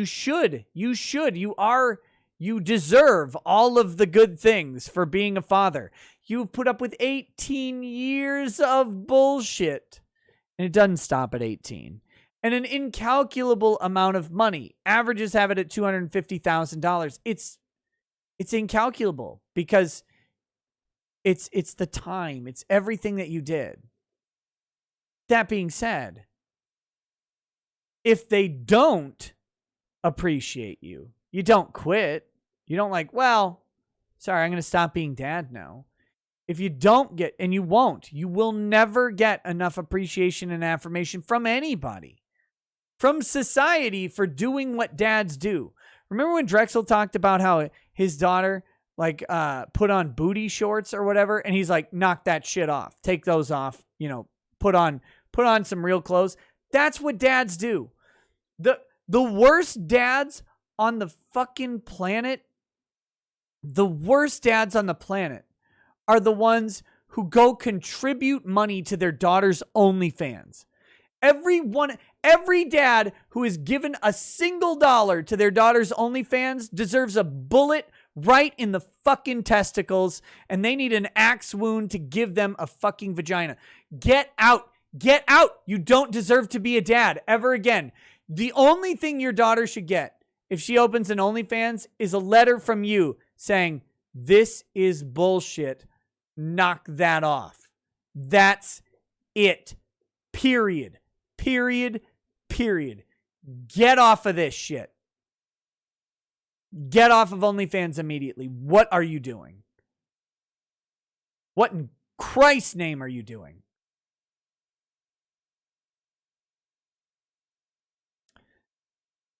What I'm talking about is not that dads don't deserve it. It's that dads will never get enough. So don't base your activity on getting affirmation. You don't do it at work. You go to get a job because you have to do it. You're a man. You have to fucking work. That's how men go. That's how people don't join the army for all of the positive reinforcement and affirmation that they get for joining the army. Join the army because, well, you're going to fucking do the job. That's it. It's not for the pay. It's not for the benefits. It's not for the food. And it's not for the women. It's a means to an end, and you're going to fucking do that means because you have to. No one's going to ever thank you enough for what you do. You work at a factory you're going to assemble the same mechanical assembly every day for 12 years. And that mechanical assembly is going to power a toaster or a fucking stove or something. But you're going to do it every day for 12 years. No one who buys that stove is going to write you a letter and say, oh, good good job on the gas valve on this one, Paul. Right? Like, no one's going to send you that letter. You're going to do it. You know why? Well, got to do something. My job as a man. Fucking work and be productive. That's what I'm talking about. Men have been doing this forever. And you better hope to fucking God that men continue to do this in the future. Because if men ever stop, we're in a real Atlas Shrugged scenario. If men ever stop, because I love women. I really do. But women don't function very well without affirmation. Not for long. Not for long. They need recognition of what they did. They do. They need it. Men need it from time to time. Women need it every time. They need recognition. Oh, you didn't notice I did the dishes? Right? That's a meme. That's a trope. It's a meme and it's a trope because it's true. If you left the world in the hands of only women workers, buyer beware, man. They'll never get enough appreciation. That's why men built the world. I'm not saying that women are worse workers than men or anything like that. But it's why men built the world. Because no one else would have fucking built a pyramid. Slave labor, whatever. No one else would have built buildings in New York, LA, Chicago. Why would you build a building? You know how much fucking work that is? I gotta haul metal 800 feet in the air? That's stupid.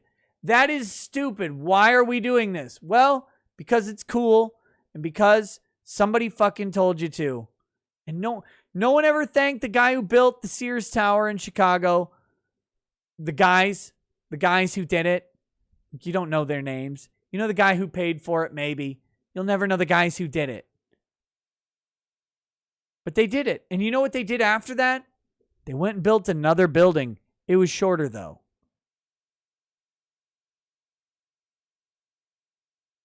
How many men U.S. soccer players do you know from the Olympic team? Now that Landon Donovan, I assume, is retired, probably 0. But you may have heard of Megan Rapinoe, Hope Solo, any of the other lesbians that they picked. You know why? The female soccer players need the affirmation. They crave it. Mia Haim, they have to have it. Male soccer players, nobody cares. Nobody cares. Beckham doesn't play on the U.S. men's soccer team. He plays on the LA Galaxy, but I think he's still a Brit bong.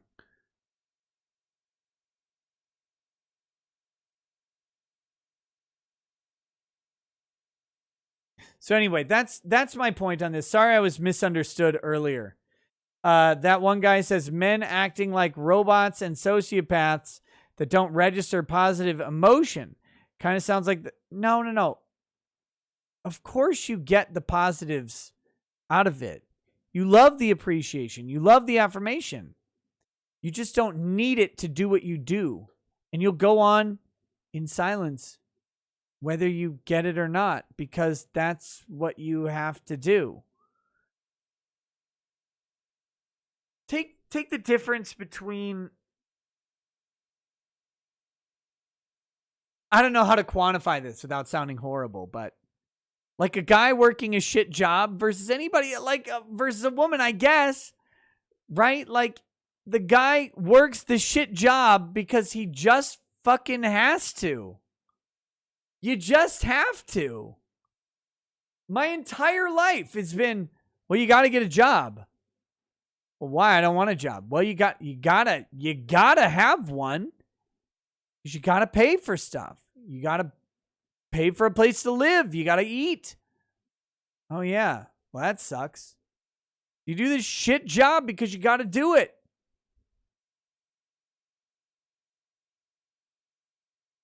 Women have a default other option. That's marry a man who's gonna do it, right? He says, let's see. Men acting like robots and sociopaths that don't register positive emotion kind of sounds like the behavior of a troubled or depraved mind, not like the well-adjusted adult Kind of worrisome, man, just saying. I think we were just miscommunicating. I would wager that as a man that you agree with me. I'm safe in that assumption that you agree with what I'm saying. I think we were just miscommunicating a little bit there because it's not that men don't want or crave or desire or respond to affirmation. It's only that you want it, desire it, and crave it, but if it doesn't come, you still do the job because you have to.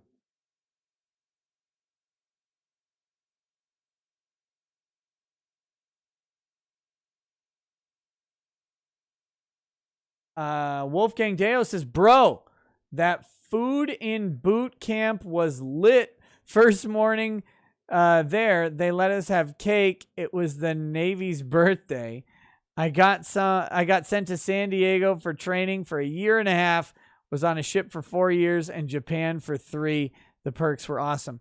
Well, look, Navy food is different than Army food. He also says, I'm serious about the food at boot camp. When I went, though, they were actual artards, so that is why the food was amazing. It was really surprising, but yeah, it was the one place they could be employed, and they really, really took care of us. Well, there you go. There you go. So, all right, guys, that's the show for tonight. Thanks for hanging out. We'll go over to Twitch and do a movie night. It'll be a good time. Hope to see you over there. Ooey 99 says, until next time, peace. Peace.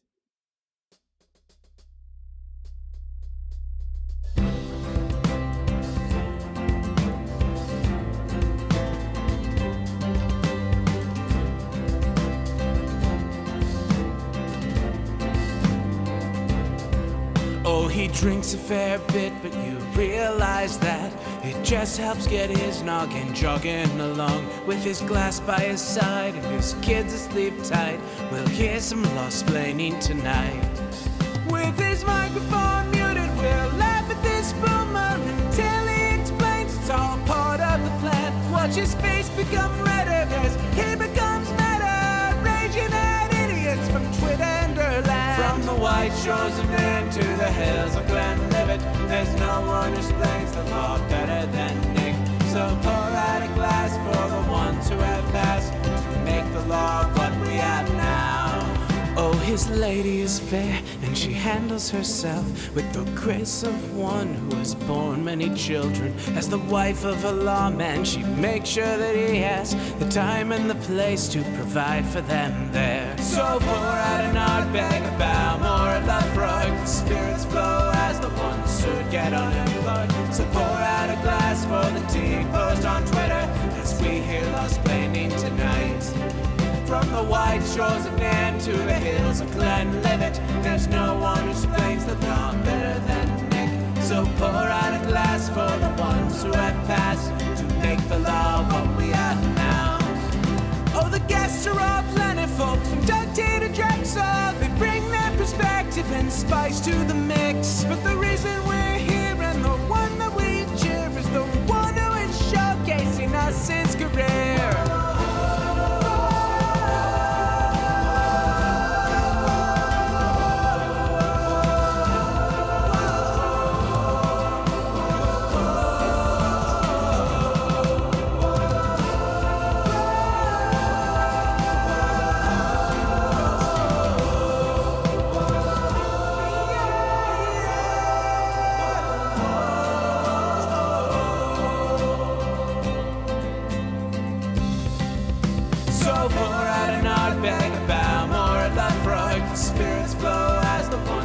Get unemployed. So pour out a glass for the tea post on Twitter as we hear law-splaining tonight. From the white shores of Nairn to the hills of Glenlivet, there's no one who explains the law better than Nick. So pour out a glass for the ones who have passed to make the law